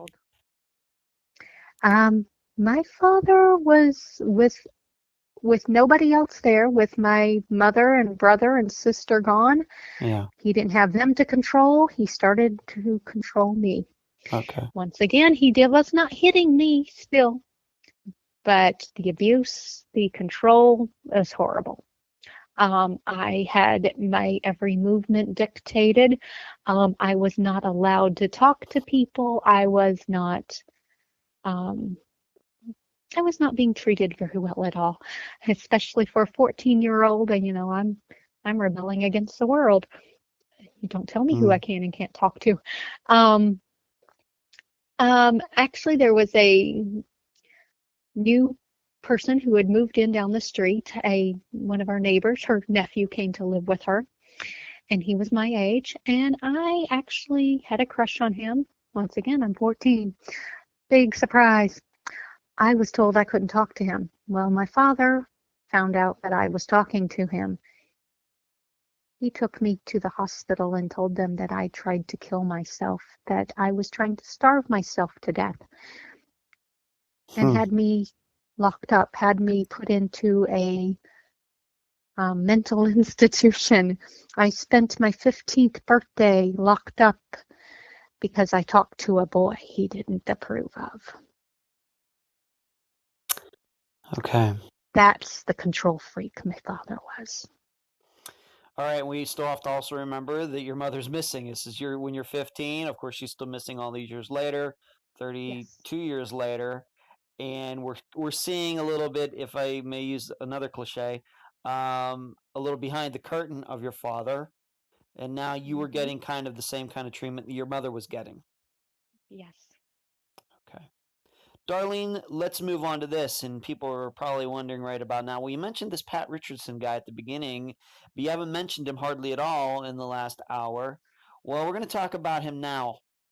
And he was the neighbor who moved in. He was a little bit younger than your parents were at the time. And I'm just going to come out with a very direct question. Were Pat and your mother having an affair? From what I understand later, yes. And now I look back and I see it. 12 years old, I didn't see it. Wasn't looking for it either, though. Okay. But with everything I've learned that yes, they were having quite an extensive affair. Please explain to the listeners how you were able to put all of this together. And it comes from a couple different sources from what I understand. Please. Okay. Well, my first, I guess, introduction to what my mother was doing and what my mother and Pat were doing was after I was put back into foster care, one of the foster homes I lived in, I became friends with a girl named Tanya. I went home and spent the night with Tanya one night, and Tanya's mom asked me, how are you getting home? Do I need to take you home tomorrow or what? And I said, no, my foster brother's picking me up. And she said, oh, you're in foster care. Do you mind if I asked why? And I began to tell her what had happened with my mother. And she looked at me and said, are you Judy Ehmke's daughter? Huh. And I was like, yeah, I'm kind of surprised. She knew who my mother was. And she said, I know your mom. I worked with your mom. Oh my. And she said, we always wondered what happened to her. And she starts going on about my mom. And then she said, well, what about the baby? The baby. That was her question was, well, what about the baby? And I looked at her and said, I'm the baby of the family, because I was the youngest child. And she said, no, your mom was pregnant. It totally news to me. I had no idea. I was like, no, I didn't know what to say. I was like, no, she wasn't. She's like, yes, your mom was pregnant by her boyfriend, the guy next door, I think. And this was coming directly, and maybe we should make this clear. This is a woman who worked with your mother during the night shift at this nursing home. Is that correct? Boy, yes. That's quite a coincidence, Darlene, to be right at this woman's house. And it was. That's And crazy. so I had gotten to be, quite talkative with my caseworker. She and I was not the normal foster kid. So I went back and I told, called my caseworker when I got back home, back to my foster home. And next time I talked to my caseworker, I was like, can you find out what they're talking with this, can you find out what Becky is talking about? And she was good friends, my caseworker, of course, the court system and the child services people, they all work together and everything, and they're all friends, kind of, or at least in the small town I lived in. So she calls her friend, who is the court clerk, and finds out that, yeah, it's true. My mother was rumored to be pregnant. And I was like, wow. And then years later, as an adult, when I built that first website about my mother, and I went down and I talked to Floyd Duncan, the investigator handling the case, I confronted him and asked him about that. And he said, yeah, that was what we were told too, but doesn't look like that was the case. He said, she was having an affair, but she told the people she was pregnant, and later she told them she wasn't. So we don't know. And that was the last. It was, that was how it was left, according to the police. Okay, and we have to remember that the way you described it before is Pat had moved in next door. Your house did not have a washer and dryer, so she would go over there to wash clothes. So maybe she'd have some time alone with Pat over there. She would go over and clean his house for him from time to time. Right. She, of course, on weekends and whatnot, when Pat wasn't at work, she would go over there sometimes. I mean, it was not unusual. My father didn't ever question it. No, none of us ever questioned it. It was just, like I said, Pat was kind of a permanent fixture in our house. One of us going to his house was not any odd occurrence. Right, and like you said, your father would sometimes take off. Yeah. And be gone for hours and during the day. And once again, your mother worked the night shift. Maybe Pat could be over there. There would have, now that you look back at it now, once again, as an adult, and I know you've been looking back at it for a while, there was plenty of time where your mother and Pat could have gotten together.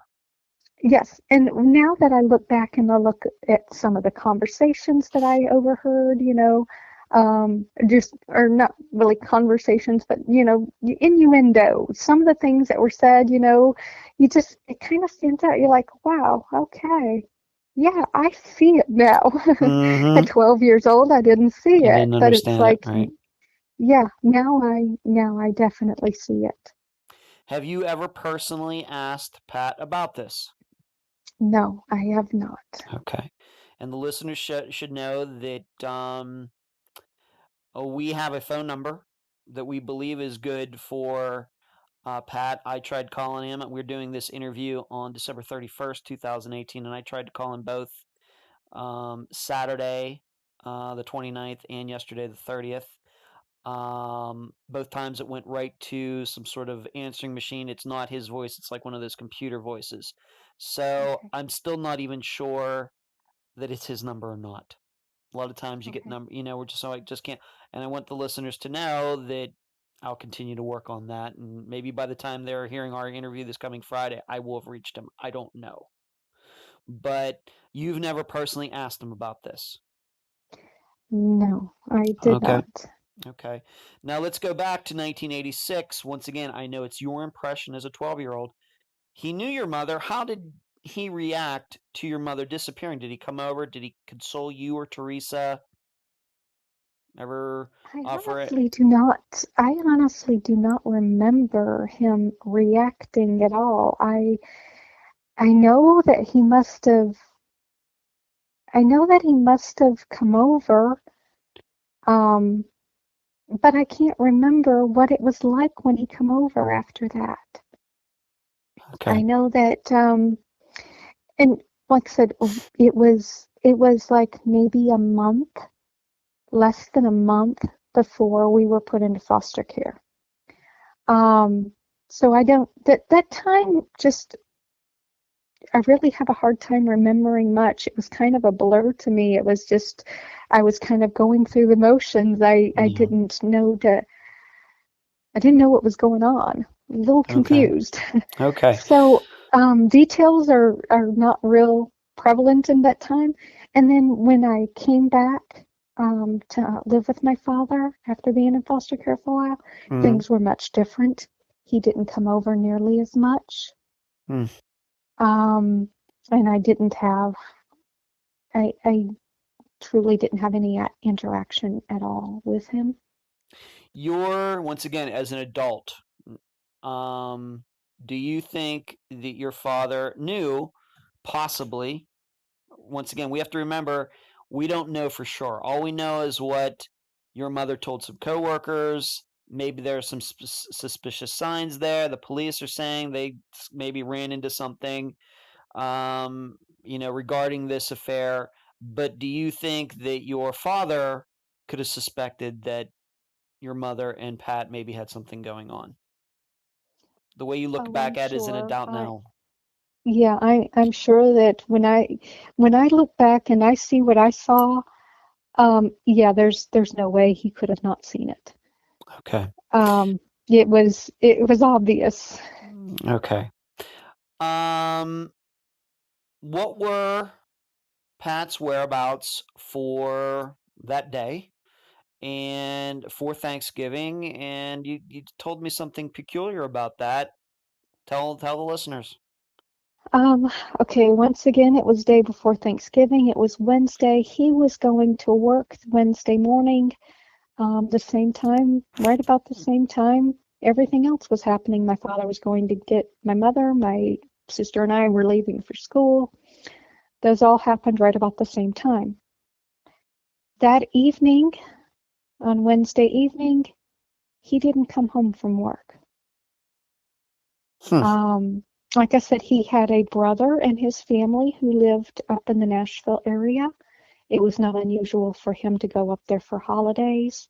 So we just, you know, that's kind of the assumption is that's where he was.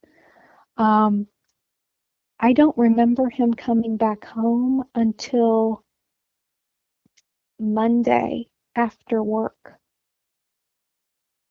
I try to remember, did he come home Sunday night and go to work Monday morning? And I don't remember him doing that, but I can't say for certain. Like I said, once again, I was kind of in a fog at that Yeah. time, you know. My life was getting turned upside down and I didn't realize it. So, but the next time I remember him was Monday evening. But I know he didn't come home Wednesday evening. I know he didn't come home before Thanksgiving because my sister and I had actually a little bit of a conversation about it, not really conversation, but kind of said something was, you know, I remember her making the remark, um, I wonder if Yankee, I wonder if he'll talking about my father. I wonder if he'll say anything to Yankee about it. Yankee is Pat Richardson's nickname. Pets, yeah. And right, and we should also We remember that your father's nickname was Tex. We haven't mentioned Yes, that. Yeah. yes. And that's what my sister called him. You know, I called him Dad. She called him Tex. Okay. Um, but so I know he didn't come home Wednesday. We just kind of assumed, he went to his family's for Thanksgiving. Um, but I don't remember him coming home again until Monday evening. Now, I did when I went to talk to the police when I built the website. I did ask Floyd Duncan about my mother being pregnant and about the affair, and he said, "Oh yeah, we talked to him about that." When you Um, say him, you mean Pat Richardson. yeah, he Okay. he said, "Yeah, we talked to him about that." We asked him. because when we talked to him originally, they had questioned a few of our neighbors, originally after the case was reported, to ask them what they had seen. He said when we asked him originally, he didn't tell us about the affair, but then somebody at her work had said something, and we went back and talked to him about it again and asked him why he didn't mention it. And he said, it wasn't of any circumstance, and he didn't feel like it was something that he needed to mention. Okay, so my opinion. All right, so originally Pat kind of avoided mentioning that he had an affair. Yes. It was having something going on, but then once the police went to talk to other people, they came back to Pat. And he said, "Oh yeah, I was sleeping with her, but yeah." Okay. I didn't think you guys needed to know. Okay. Sure. Okay. All right. So I'm sure a lot of listeners were like, well, it sure does seem like Darlene's father, despite the note and everything else, if we're to believe something illegal went on here, something violent went on here, let's just put it that way. We have your father, who could be a suspect, but now we have the guy next door. And this is exactly the reason that we brought him up early in the conversation, that it does seem there are many indications, although nobody actually saw them together in an intimate way, or anything, out on a date or anything. Seems they might have had a relationship, an affair going on, and then your mother starts talking about a baby to coworkers. We do know that some women have been made to disappear or murdered because of those situations. That happens. That's just a fact of life. So that's why, we need to talk about him. So he was questioned by the police. He was a little bit evasive. Now, here's something even more so that maybe lends a lot of credence to the idea that the relationship between Pat and your mother was a little more than just neighbors. You told me about a letter from your grandmother that was sent to Pat. Yes. My sister and I, a few years back, finally got to see the case file. We finally got to see it. Cheatham County Police let us look at it. They would not let us make copies of anything, but they did let us look through the entire file.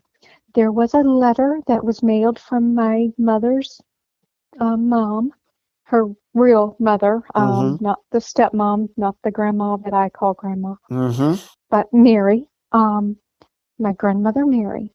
She had written a letter to Pat Yankee, asking him to please tell her anything he knew,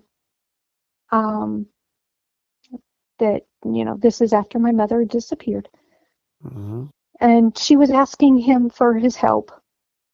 Now, once again, keep in mind, this is 1986. This is before internet. This is before, information age where you could just grab anything, get any information you wanted. Sure.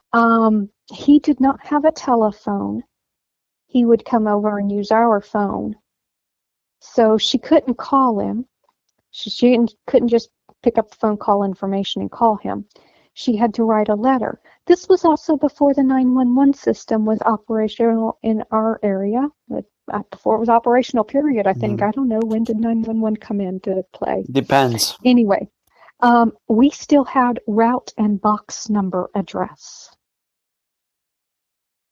Okay. So even if she knew our address and she knew about our next door neighbor, how would she have known his exact, address? Because the box numbers didn't really make sense. Yeah, well, moreover, I guess what I'm thinking, how would she even know that he was the neighbor? Especially since you have said that your mother hardly was ever allowed to talk to her family. Yeah, now I know that she would write letters back and forth with her mother. So I'm assuming she had to have mentioned him, but I mean, why would she give her mother his name, last name and everything, and his Mm-hmm. address? Um, I thought that was a little odd. How my grandmother in Michigan would know to write to this man. Now, she didn't write to any of our other neighbors that I'm aware of. Nobody Mm-hmm. ever, and I've talked to all of them, and none of them had any contact with her. Why did she choose this neighbor? Very peculiar, Darlene.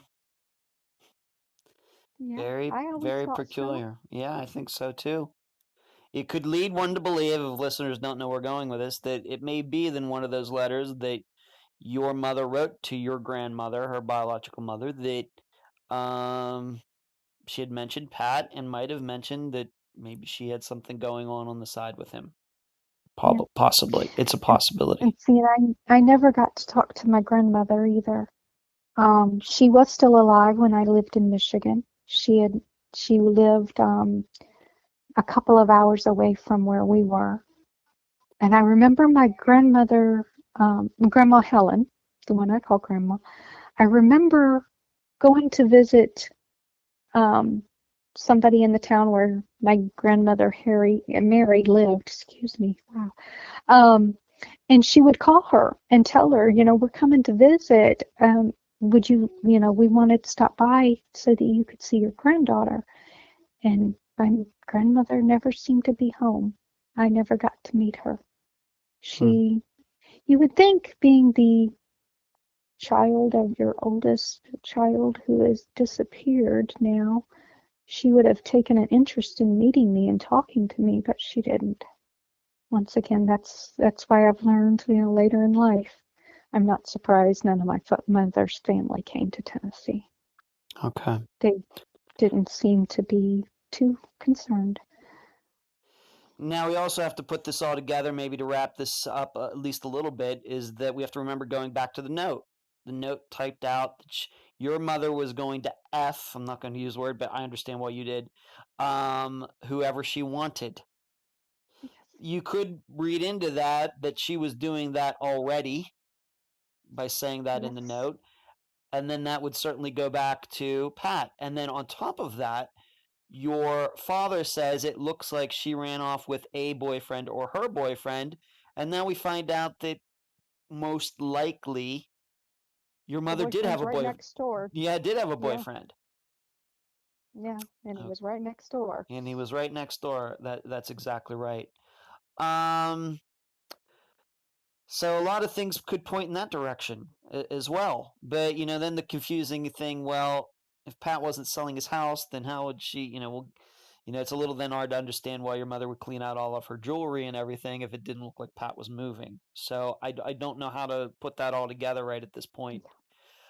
Yeah. Yeah, he's But still there, and he's gone yeah, on and gotten married. So, yeah. but you, like you said earlier, you went back and lived with your father a few years later for about 9 months, something like that. It doesn't sound to me like you had much interaction with him. No. And it wasn't. You have to remind me. Was it at that point you had already known about him as the affair? Or did you find out that No. later? No, I found that out later. Okay. And while you were there for those 9 months, did Pat ever ask you, "Hey, did you ever hear anything about your mother? Does the police?" No. Did he ever ask about your mother at all? No. Wow. No. Even after Pat and I years had later. very little interaction, very few conversations. I don't think we even had a conversation. I Okay. don't think we even said more than hello to each other. Okay. And the way you remember it, the relationship between him and your father was much different that time around than how you remembered back when you were 11 and 12. I remember it was still when he would come over to our house and sit and watch TV and talk to my dad. It was still much like it had been, but he didn't come over nearly as often. I don't remember him being there as much. Okay. And while you were living with your father for those months, did your mother's situation, her case, her disappearance, her name ever come up? Did your mother No, Your father ever mention her at all? Very few times. We didn't talk about the disappearance. We didn't talk about her leaving.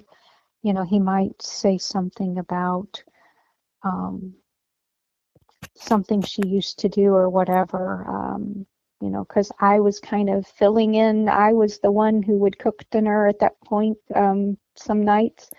And he would make a comment, well, I don't know how your mom cooked that, or something. He very, very few times was my mother ever mentioned. Okay. We just didn't talk about her. Okay. So we have Pat Richardson, the guy next door who might have been having an affair. Maybe that could have led to something, even though I know we have this note that it was typed out and it said that she just went off on her own, but it does seem a little strange when you start relationships, as the listeners know, the number one cause of disappearances. Let's move on to this. We've mentioned her, or you've mentioned her several times. Her name is Wilma Adams. This is a woman who lived down the street. This is a woman who took in your half brother when he got Yes. kicked out. Okay, got kicked out. You had told me that she was involved in helping battered women. Is that true? I don't know how and if she's involved in helping battered women. I know that she had made the comment to my mother on more than one occasion. Okay. Judy, I know people who can help you get out of there, and he will never find you again. I remember Wilma saying those words to my mother. And once again, you have to keep in mind, my father was a very old-fashioned person. Children were seen and not heard. I was not the normal kid. I knew how to sit quietly and not speak. And, the adults talked and people would forget I was there. They would either think I wasn't listening or I didn't understand. It was very easy for adults to talk over my head and, me hear things I shouldn't have heard. But yeah, I remember walking up to my mother, to Wilma's with my mother when I was younger, and I remember Wilma saying those things. And I know that, like I said, did she work with these people? Did she, have a good relationship with them or whatever? Or did she just know about this somehow? I don't know. But I remember her saying that to my mother. And I know that her husband, J.W., had actually worked as a deputy with the Cheatham County Police Department for a little while. So, she did have friends in law enforcement, contacts. And so I don't know. I don't know what her situation there was. But just to be clear, though, I'm going to guess that Wilma isn't with us anymore. Is she deceased? No, she is. She's been gone for quite some time. Okay, and she says that she said at some point, I'm guessing once again your father wasn't around, that she could help your mother get away if your mother wanted to. But to your knowledge, you don't have any personal information, direct information about Wilma ever helping anybody else. No. And any other women who might have wanted to get out of a bad relationship. Wilma never used any names or told you about anybody else that she'd helped to do that. No. And I don't know that Wilma ever did do anything to help my mother as far as other than just saying that. And I know my mom would just kind of laugh it off, kind of. She didn't. I don't know if it was for the sake of not saying anything in front of me or what, but she would just kind of like laugh it off. I do know that later, the last foster home that I was in was up the street from my father. Right. It was just the other side of Wilma Adams. And I remember walking down to the store, and I know that there was a few times, and Wilma was she was at the end of her life then, and she had already started to, I don't know if she was getting dementia or Alzheimer's or what. I remember her asking anytime she would see me, she would kind of wave And I remember a few times her asking me, "So did they ever find your mom?"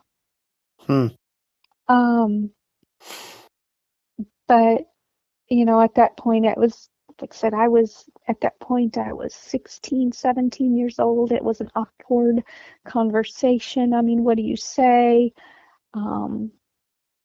Yeah. And we didn't have any in-depth conversations. It was just, hello, hi, how are you? Okay. And she did, comment, did they ever find your mom, or did they ever find out anything about your mom, or something like that. All I'm trying to establish here is if we're to believe that your mother did take off and she did write that note and she did take her clothes, her jewelry, the pictures, and took off, it does seem that there was somebody in the community right down the street who she knew well, who you said your mother used to go Yeah. down to Wilma's once in a while, who might have been able to facilitate that. There's proof Yes. of that. Yes. And at that Okay. time, Wilma was still capable at that time, and she did have a car, and she did come and go as she pleased, of course. So, I mean, she could have easily been available on a moment's notice for my mother, if nobody else was. There's there's possibility there. Okay. I've tried to look at all of the possibilities, Sure. I've tried to look at like some of the details, like we talked about the jewelry and the pictures. These were things, nobody looked in the jewelry box, nobody looked in the photo album. These were things that were just there. And that jewelry could have disappeared days earlier and nobody would have Right. known. So was my mother getting stuff out of the house quietly? And Surreptitiously. yeah, I Yeah. mean, she had a pretty big purse. She carried that purse with her to work every night. Nobody ever looked in her purse. I mean, she could have been shoving the stuff in her purse and handing it off to somebody else and saying, "Hey, save this for me." I don't know. Um, Yeah. and I know that occasionally she would take bags of stuff to work with her, because she did a lot of crocheting and knitting. And of course, there was downtime in the 2 o'clock hour at nursing home. Everybody's asleep. She would often take crocheting and knitting to work with her. Could she have shoved some stuff in the bottom of the bag under the yarn and nobody would have been the wiser? All good possibility. That's why the time issue in this disappearance is an issue, and maybe the way we get around that is by thinking that, like you say, maybe the jewelry didn't disappear on that morning. Maybe it had been gone for a week. Yeah. Possible. And I mean, and if you're packing in a rush, who takes clothes off the hanger? The clothes were gone. I've The packed in hangers a were still there. Yes. Yeah. Okay. Let's talk about your father a little bit more. And if we're going to, of course, we have a lot of different directions we could go. We could believe the note. We could maybe think that Pat, if he thought that your mother was pregnant, and he found out about that, wasn't too pleased. That happens all the time, even here into 2018. Of course, we always look at husbands of missing wives first. So coming back to your father, one of the issues may be that he might not have been able to do something to your mother because he was not the biggest of guys and your mother was bigger. Can you Yes. explain that? My father was probably 5'7", 5'8" tops, and about 125, 130 pounds. My mother was close to 6 foot tall. She was about an inch or so taller than my father. She, okay, not quite as close to 6 foot as I led on there for a second, sorry. But she was about an inch taller than my father, and she weighed a little over 200 pounds when she disappeared, to the best of my knowledge. I think probably about 225. She had a good 100 pounds on him. And okay, keep in mind, my mother's been working at a nursing home for quite some time. She's having to lift patients up out of the bed, bathe them and stuff. She's a strong woman. She was she was a built woman to begin with. She was not a lightweight. Um, Even when I was little, I'd seen my mother and father get into fights, actual fist fights, and let me tell you, my mother could hold her own against him. So if he's going to overpower her, he's not going to do it with just, no help. Right. He's going to have a weapon of some sort. Um, it's Moreover, I mean, if he did something to her on his own, your mother would have been hard to carry, even by Yes. even by a 25-year-old guy who lifts weights and everything. 225-pound person, whether man or woman, is not easy to lug around. Yeah, picking a person up is one thing. Dead weight is Right. totally different. Different. Yes, That's right. that is. That's right. So there's that element of this. If something happened when the two got home that day after he picked her up at work, well, then where did she go? Because it wouldn't have been easy to maybe get her into his truck or somewhere else. It would have been very difficult. Very difficult. So that could Yes, probably and turn this. especially Please. we lived where we lived right there on that corner of that main road. I mean, our house was in full view of everybody driving down River Road. And like I said, we had Mary 2 houses down, my best friend's grandmother who was retired. We had a retired lady that lived across the street. Um, there were people around. People in and out of that store that we lived behind. Even though it wasn't real busy, there's still, you never know when somebody's going to stop for gas. So it's not like you can, in the middle of the day, carry a person out put them in a truck and, if they're dead or whatever, and like I said, there was no signs of any major fight in that house on that day.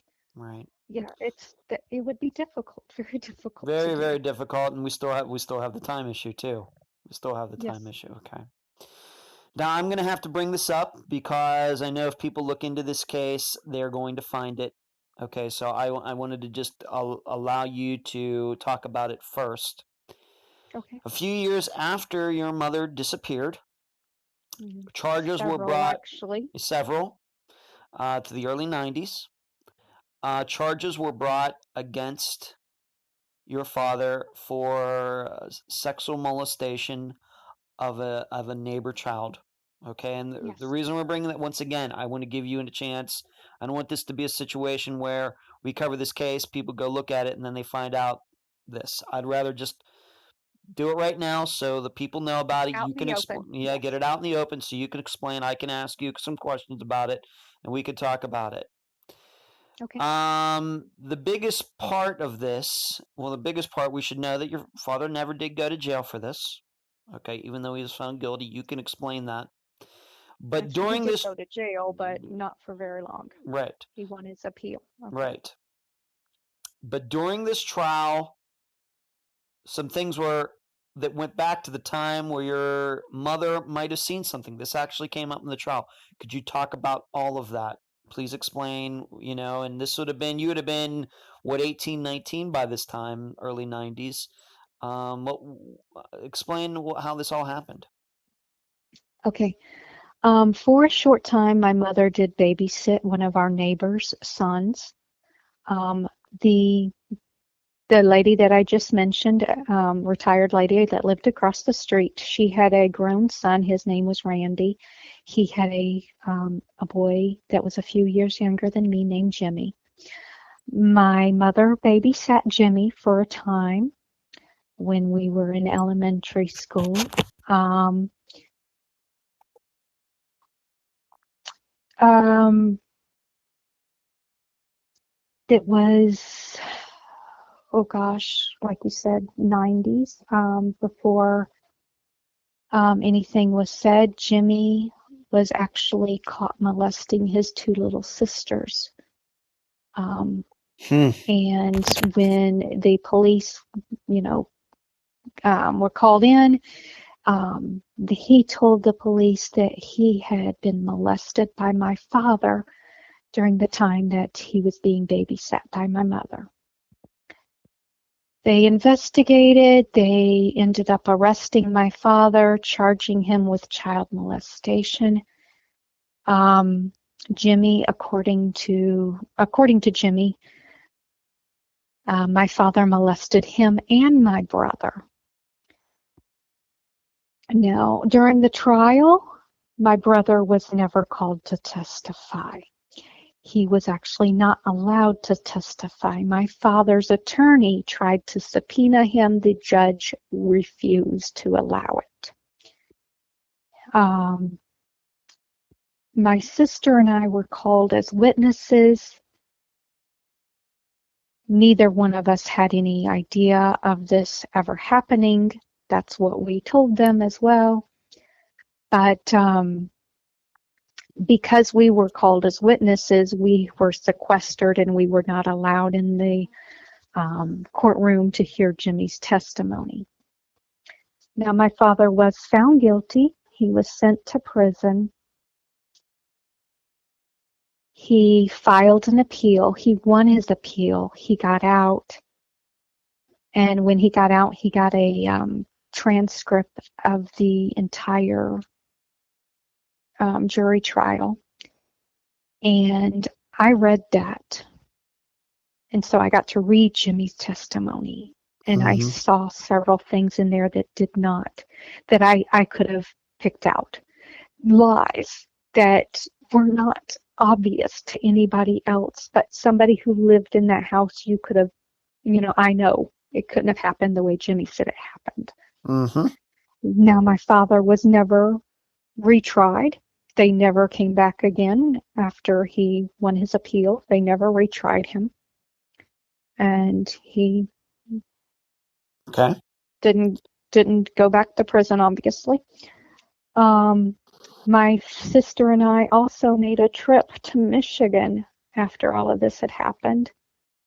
And my sister, I let my sister do it because I felt my brother might be more honest with her, since, the two of them have some animosity toward me since I was treated better than they were. They've done very well about not holding it against me, but still. But my sister asked my brother, point blank, did Tex molest you? And my brother said no. I mean, just flat out, no. And my brother, like I said, he probably has the maturity level of maybe a 12-year-old kid.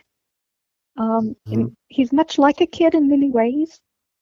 And kids, when they lie, they're lying.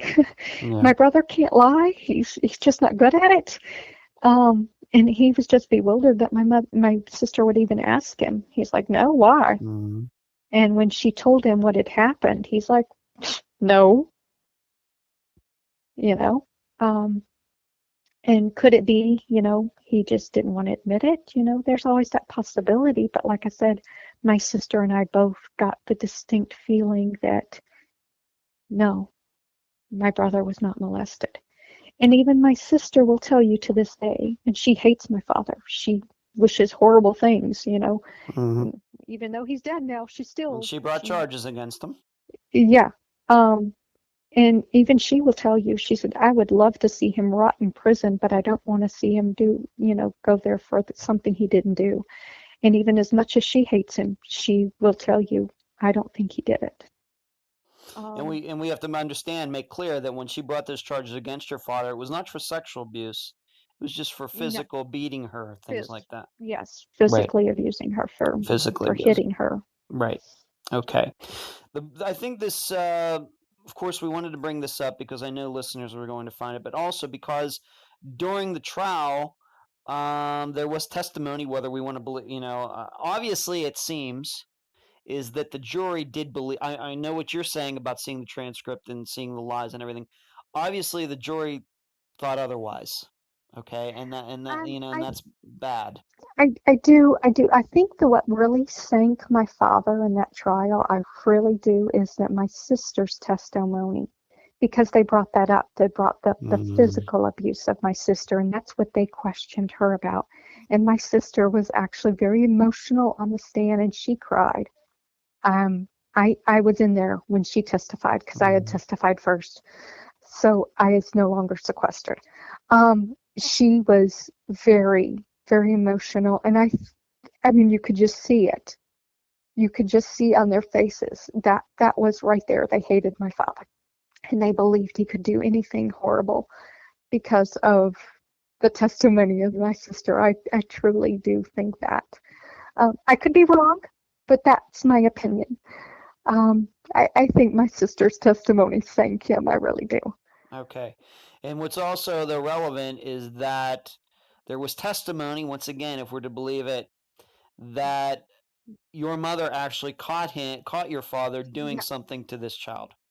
Yes, he says that my mother walked in and caught it happening, and I believe what he said, I believe what Jenny had said was that she had told my father she was going to kill him, and that it was shortly after that she disappeared. Right. But that's not the case. There was quite some time after that. Okay. From after the time that my mother was babysitting Jimmy and had stopped babysitting Jimmy, there was quite some time that lapsed before my mother disappeared. I mean, like over a year. Okay. All right. And since then, and I know your father is not with us anymore. Since that time, we know that the district attorney, the prosecutor, never refiled the charges against. So there's something that maybe they looked at the evidence and said, you know what, maybe we have some people here that are lying. And since the early 90s, your father there was never suspicion that he ever did anything to any children, ever. No. Okay. No. Did he ever have to put himself on a sex offender list in Tennessee or anywhere else? No. No. Okay. All right. So I'm glad we covered that. The problem will be is that maybe people are going to believe this and then think maybe your mother seeing him, if he did something, I'm not saying he did, but if he did do something, your mother goes in, sees that, and maybe he thinks that he has to do something to her. But like you said, it was like a year between this alleged molestation and your mother disappearing. Quite a bit of time. Yeah. Now, during all the trial and when they were trying to figure out all this, nobody could pinpoint when my mother babysat Jimmy. Okay. They were just guesstimating. But like I said, I know it had been more than a year because I was still attending elementary school. I was still going to Pegram Elementary, and Jimmy and I were going to the same school. I had moved on to, well, we didn't have a middle school. I was at the high school. Our high schools and middle school were combined. It started at the 5th grade. I was already over at the high school. I was already in 5th grade when my mother disappeared. Okay. And so I know it had been over a year because I remember everything that happened in that time period. Just the big things that happened. I remember, when, like I said, I can't remember exactly when my father kicked my brother out, but my brother was still living at home at that time when Jimmy was being babysat. It had to have been at least a year. Okay. All right. Well, I just wanted to cover that. I wanted to make sure we covered it because I wanted you to have the ability to explain that. I think people are probably still going to look into it for themselves, but I think that we've covered that topic enough because I know that if we didn't cover it, then people were going to just run with it. Okay. Now we could put it in the proper context. They get both sides of the story and they can make a judgment for themselves. You've said during this that you've gotten to see the case file for your mother's disappearance. Would you say that I mean, it's been over 30 years. Would you say that is a large case file? There's a lot of information, or, I would say that. the police back then and then since then, what do you think? Well, the case file was probably a little over an inch thick. Hmm. It had a lot of duplication in it, and I've never been in law enforcement, but I can tell you that file was a joke. It was a horrible joke.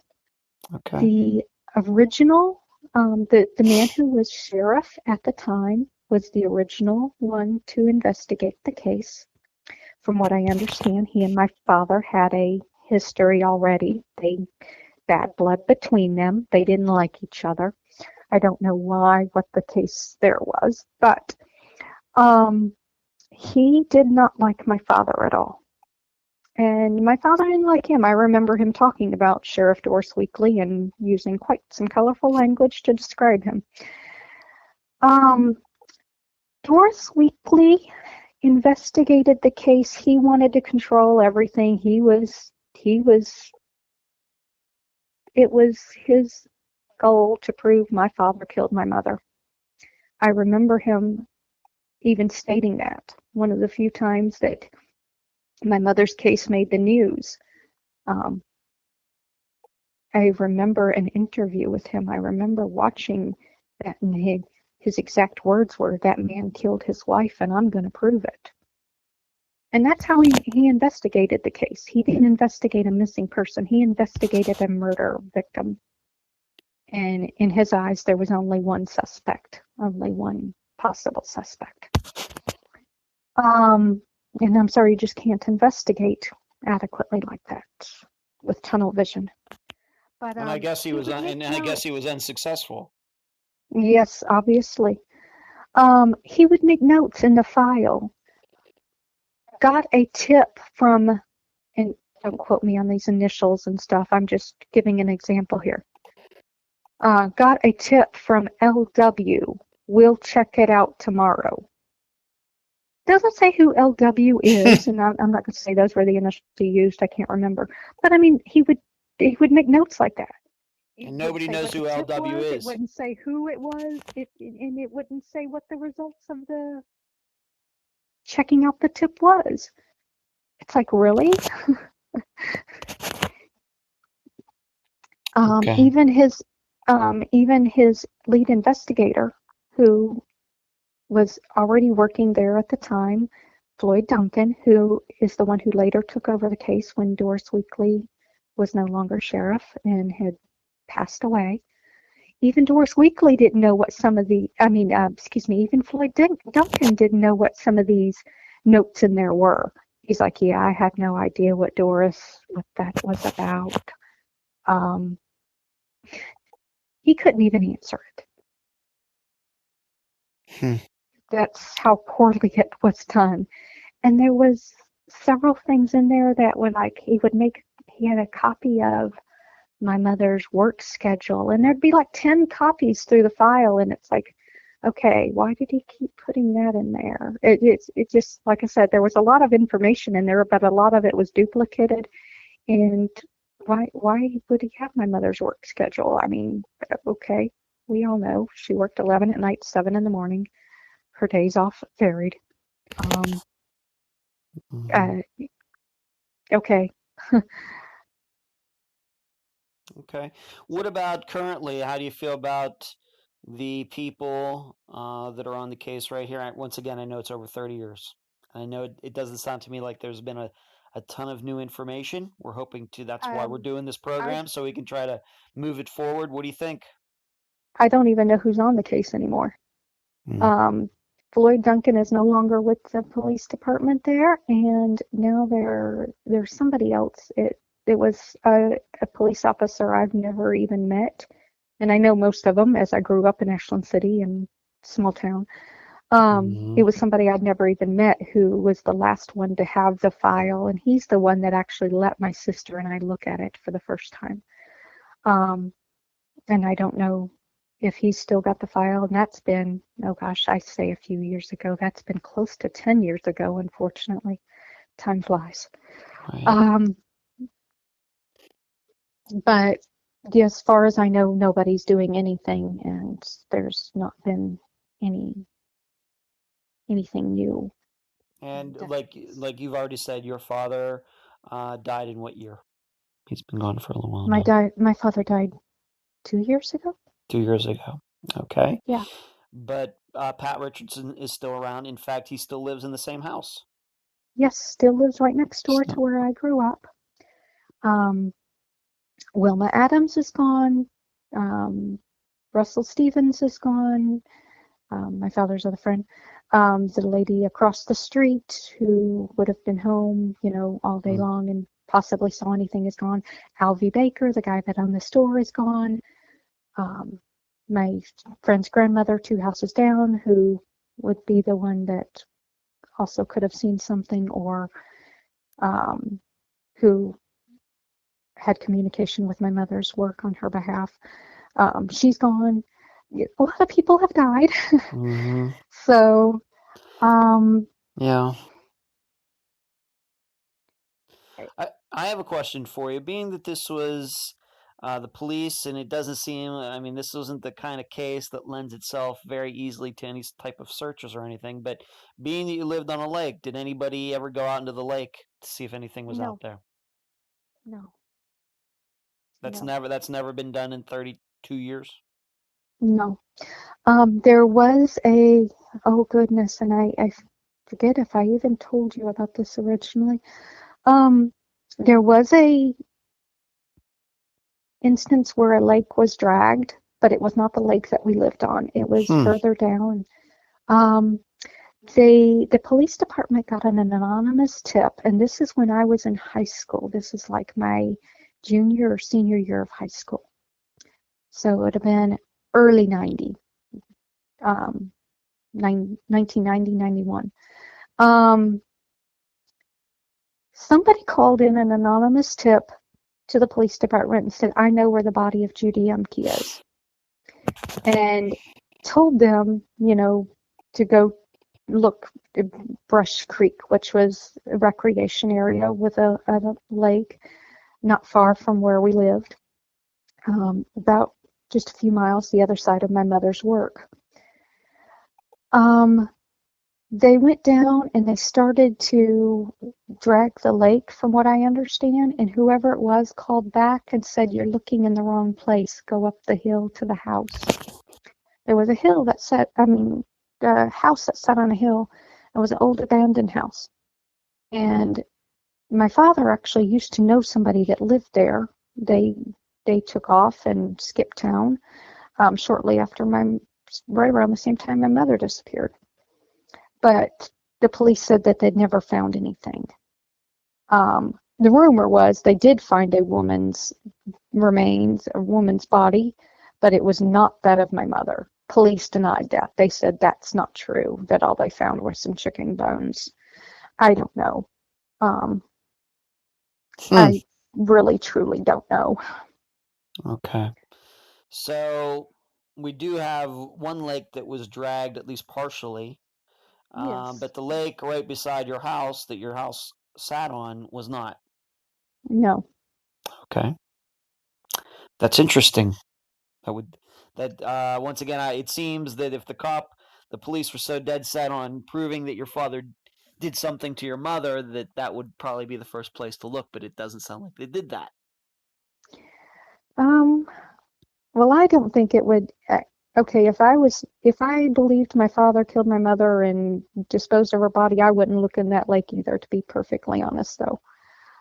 Once again, out in the wide open, Mm-hmm. high traffic area. It's well, not exactly high traffic, but regular traffic area. It would have been difficult for him to get her body to the lake without being noticed. Well, And I this guess is what I'm also also a saying, what would happen if they did look in the lake? Maybe I don't know, going out 100 yards or maybe not that far, but then they found a bag full of pictures, the pictures for some, or the jewelry or something. I don't know. But Yeah. this was also a lake. This lake wasn't actually just, it was a inlet. It was I don't know the words here.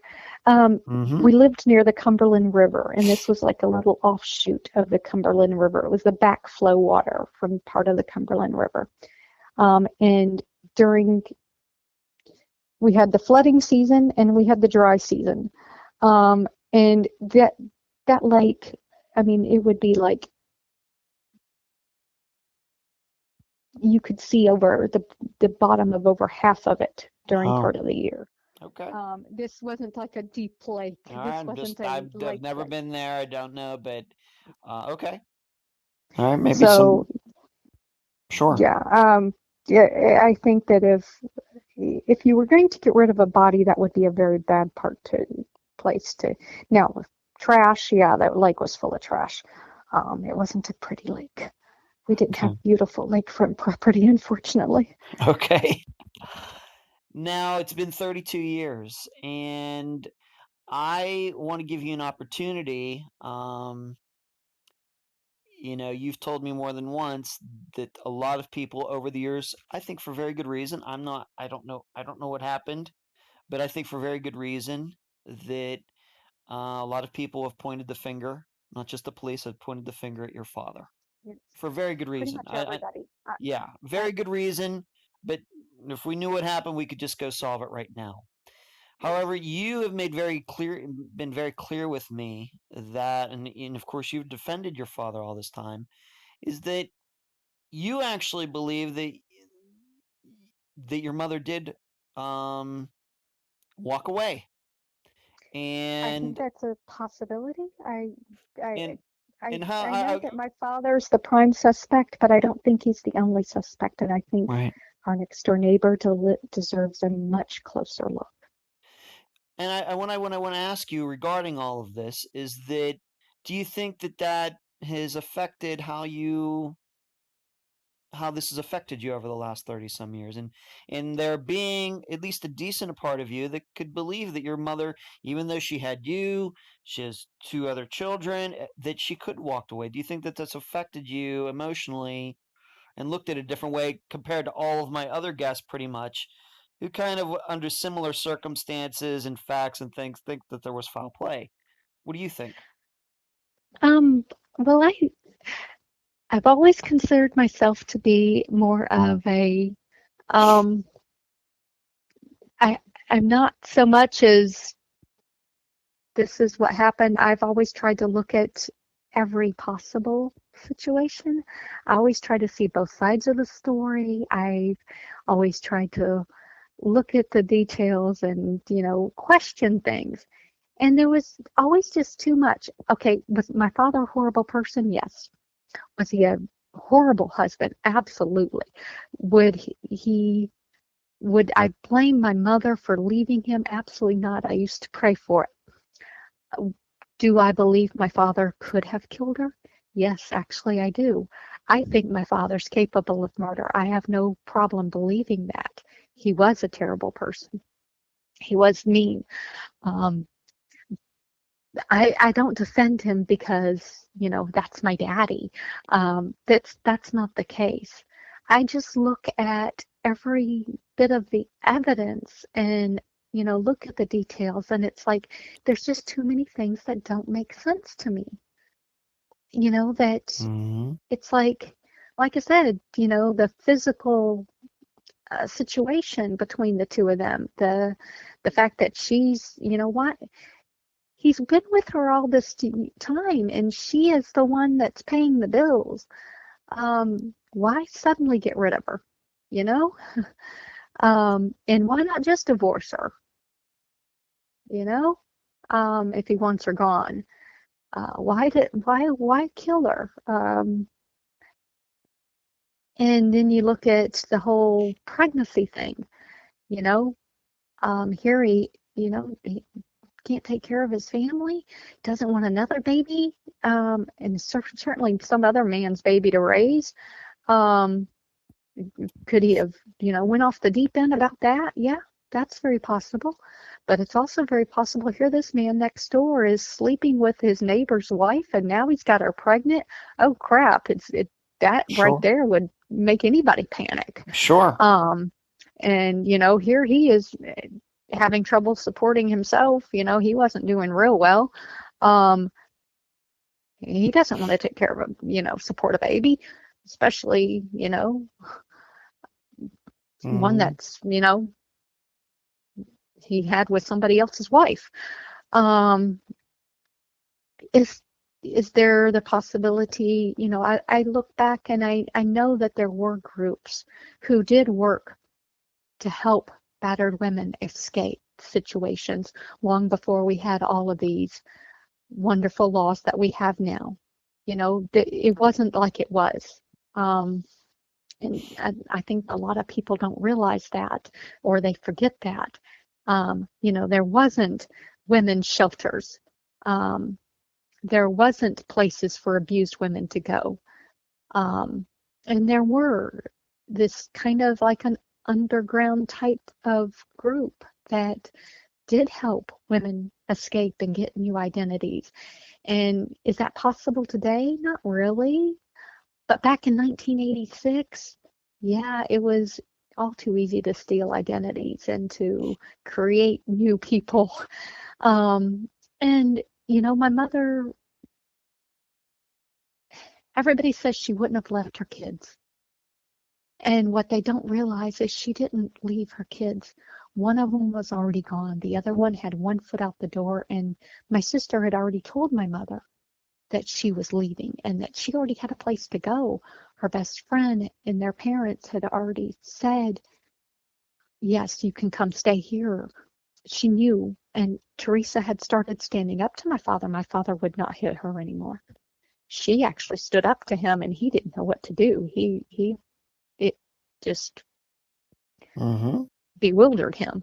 He was bullying her, and then she stood up to him, and like any bully, he backed down. He backed yes. down. Yeah. So my sister was going to be okay. The only one she left was me. And I was my father's child. She knew I would be okay. And she knew that she couldn't take me because he would have hunted her to the ends of the earth. So. And we also have to remember that he never beat you like he did your two other half siblings. And he, even when you went back and lived with him later, he didn't beat you. He was just very controlling. Yes. So yeah, she knew I would be okay. Frank was already okay. Teresa was going to be okay. I was the only one, and I was going to be okay because, my dad would not hurt me. And let's assume for a second that she was pregnant.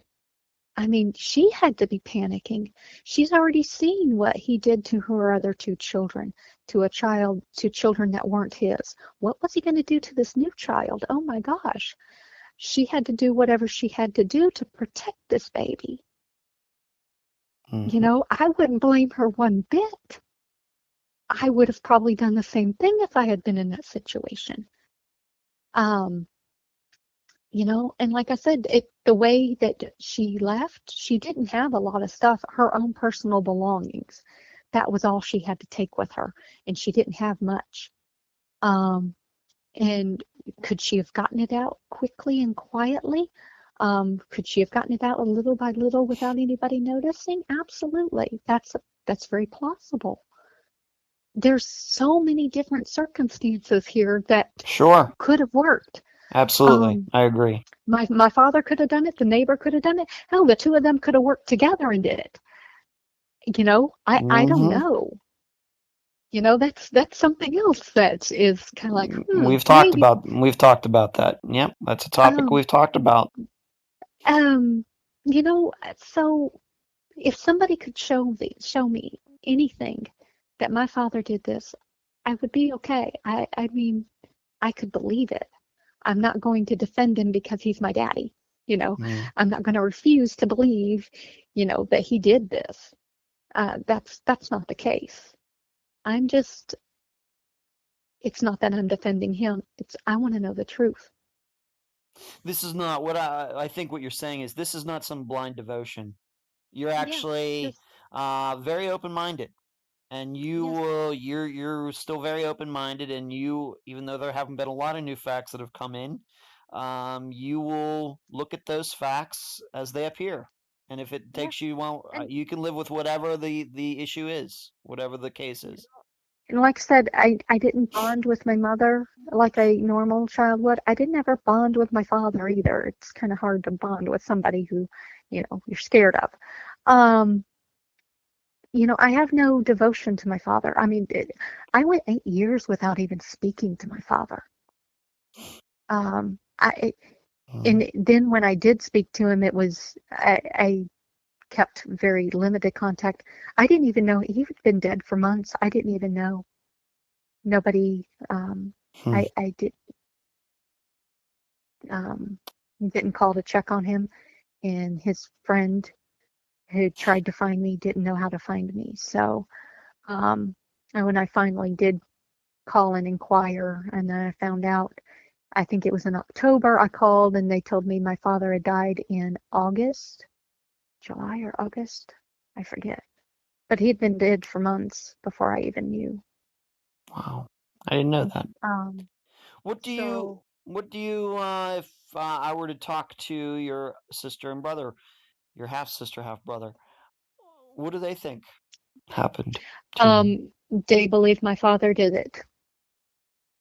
My brother, absolutely. My sister still believes my father did it.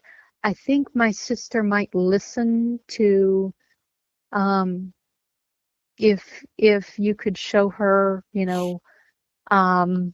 if somebody could show her alternate evidence, I think she would believe it. Um, I'm fairly certain she would believe it. But she, if you try to tell her that her mother left of her own free will and never looked back, I think she would have a really, really hard time and argue with you on that one. Um, and, a lot of people would. And even, I even have people ask me that today, do you really think she wouldn't have contacted you after all these years?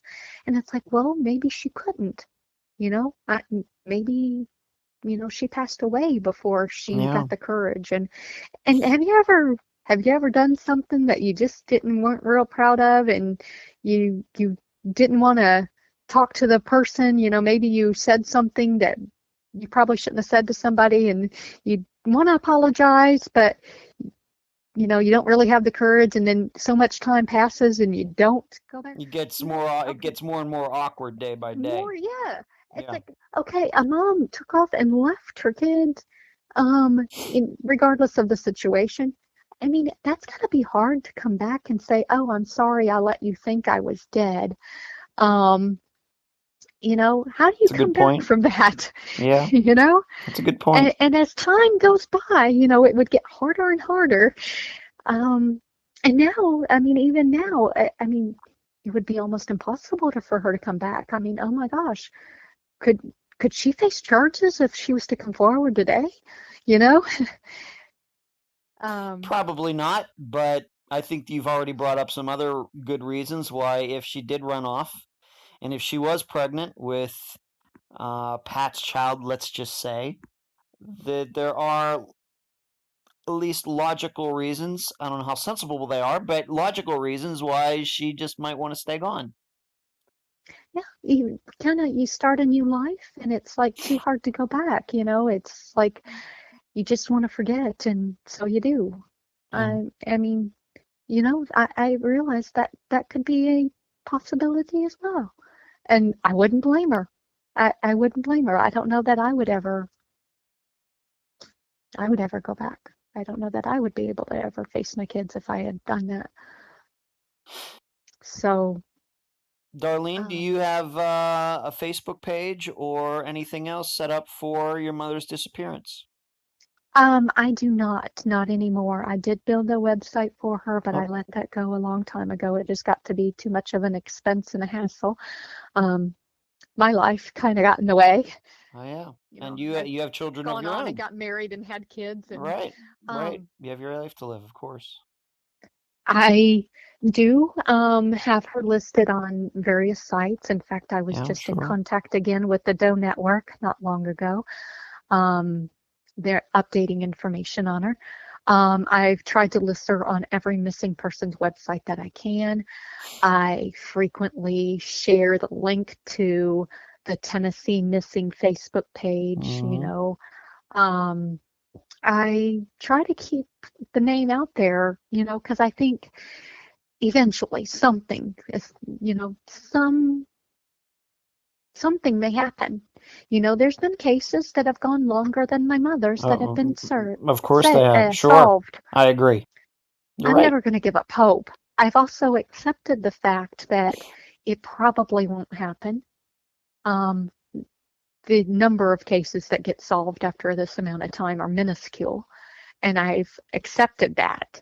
I know that, you know, it's probably not going to happen, but that doesn't mean I'm going to give up on it. Of course not. Well, you might think about setting up a Facebook page, and in fact, I know this has happened in a couple other cases where the Disappearance Unfound was covering did not have a Facebook page. That some of my listeners stepped up and got together with the guest, and you know, they set it up together, and then the listener volunteered to manage it. So I think a Facebook page is a good idea. Okay. Whether you want to do it or not, it's your time, it's your effort. But it could be that maybe one of my listeners could contact you if you know if you don't have the time or whatever. Some of my I think listeners, one please. of the things that has kind of stopped me from doing so much too and putting so much more out there online is I don't have pictures. Everybody wants pictures. Well, And I have no pictures of my mother. I have like 2. That's it. well, that's They're better very than old none. pictures.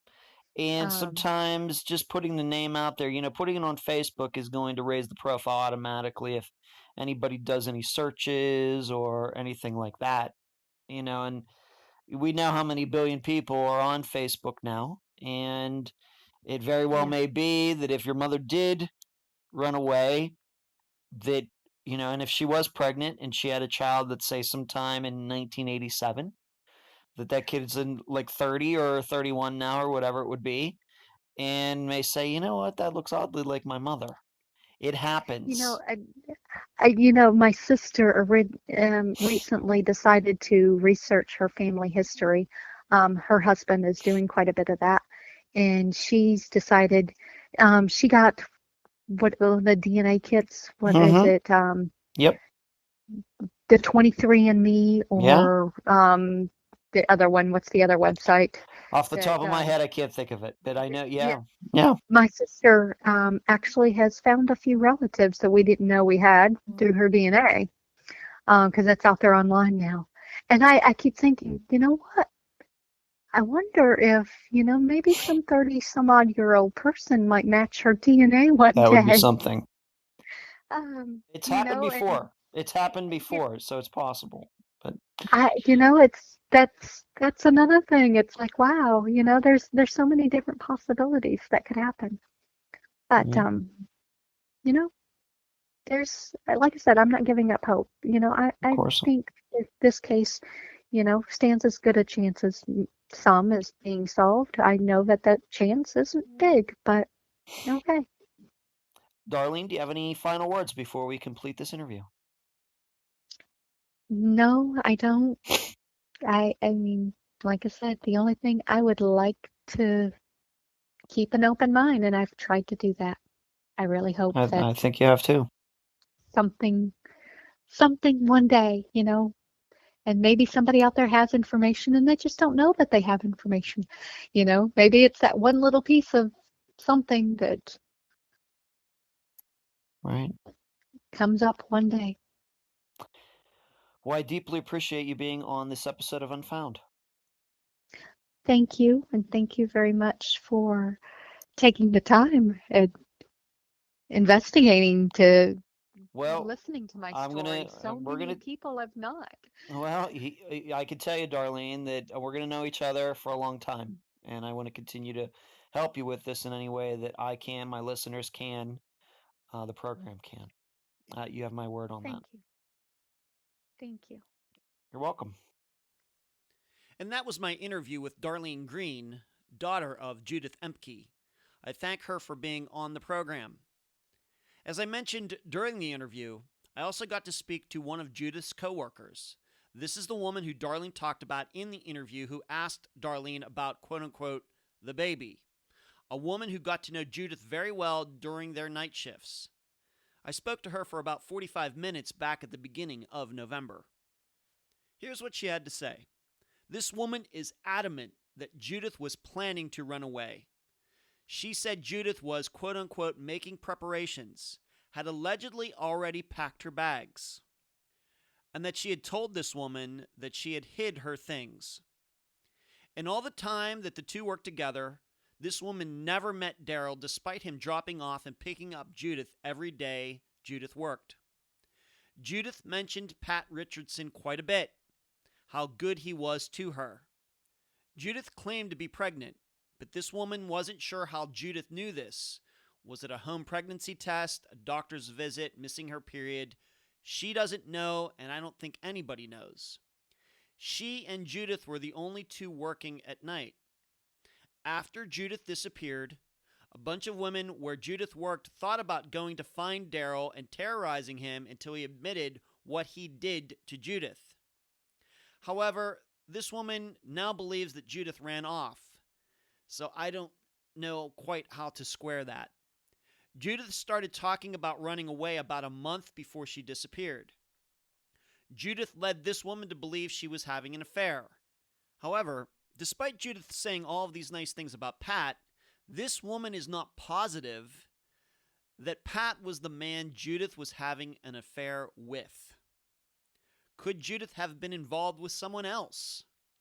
My question is, where did Judith find the time? The big question I have about all of what this woman said is, was Judith telling the truth, or was Judith just daydreaming? It seems, according to the evidence, that someone packed up Judith's stuff, her jewelry, her clothes, her photos. That doesn't mean Judith did so, although she would be the most logical person. And if you are to believe this coworker, it seems Judith might have been telling her the truth, taking things out of the house little by little. Some jewelry, some clothes, some photos. Eventually, everything would be gone. If so, Judith is one of the most patient planners I've ever heard of. But it's surely possible. But given Judith's home life, the control, the abuse, she would have been a prime person to daydream about having a new life, a new man, without ever going through with any of it. I mean, there are lots of people out there talking about things they're going to do, but never do it. The big issue for me in this case is the note. If you believe Judith wrote it, then probably she ran off. If you don't believe she wrote it, then she was murdered. Even within that, though, we have wiggle room. Did she think she was running off with Pat to start a new life due to her being pregnant? Then something else happened. It also seems, if we are to believe what Darlene saw that day, that the note was typed on the very day Judith disappeared. Of course, what doesn't help us all these years later is that the note was typed, not handwritten, which raises all sorts of suspicions. But I will focus on one particular part. The line, "I will F-U-C-K who I want." Does that sound to you like a line a man would type as part of a plan to make it look like a woman disappeared on her own? An addendum, and yes, I realize that this episode is well over 3 hours long now.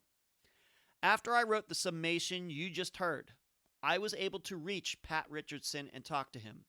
We had a cordial conversation, and I thought for the most part he was straightforward with me.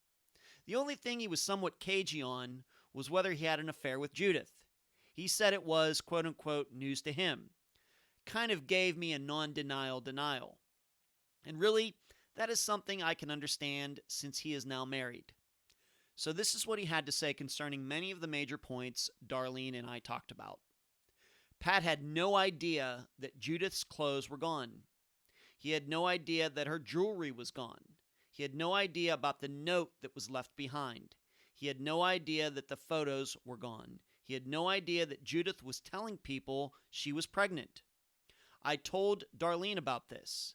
She said that doesn't surprise her because most of that information has been somewhat private all these years. So it's certainly plausible that Pat didn't know if he had nothing to do with Judith's disappearance. Pat found out from a neighbor, Randy Daniels, that Judith had disappeared. This happened the following week, roughly 5 days later. Who is Randy Daniels? It was his son who claimed Daryl Ehmke abused him.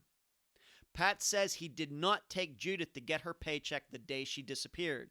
He says he never even heard that rumor until I told him about it.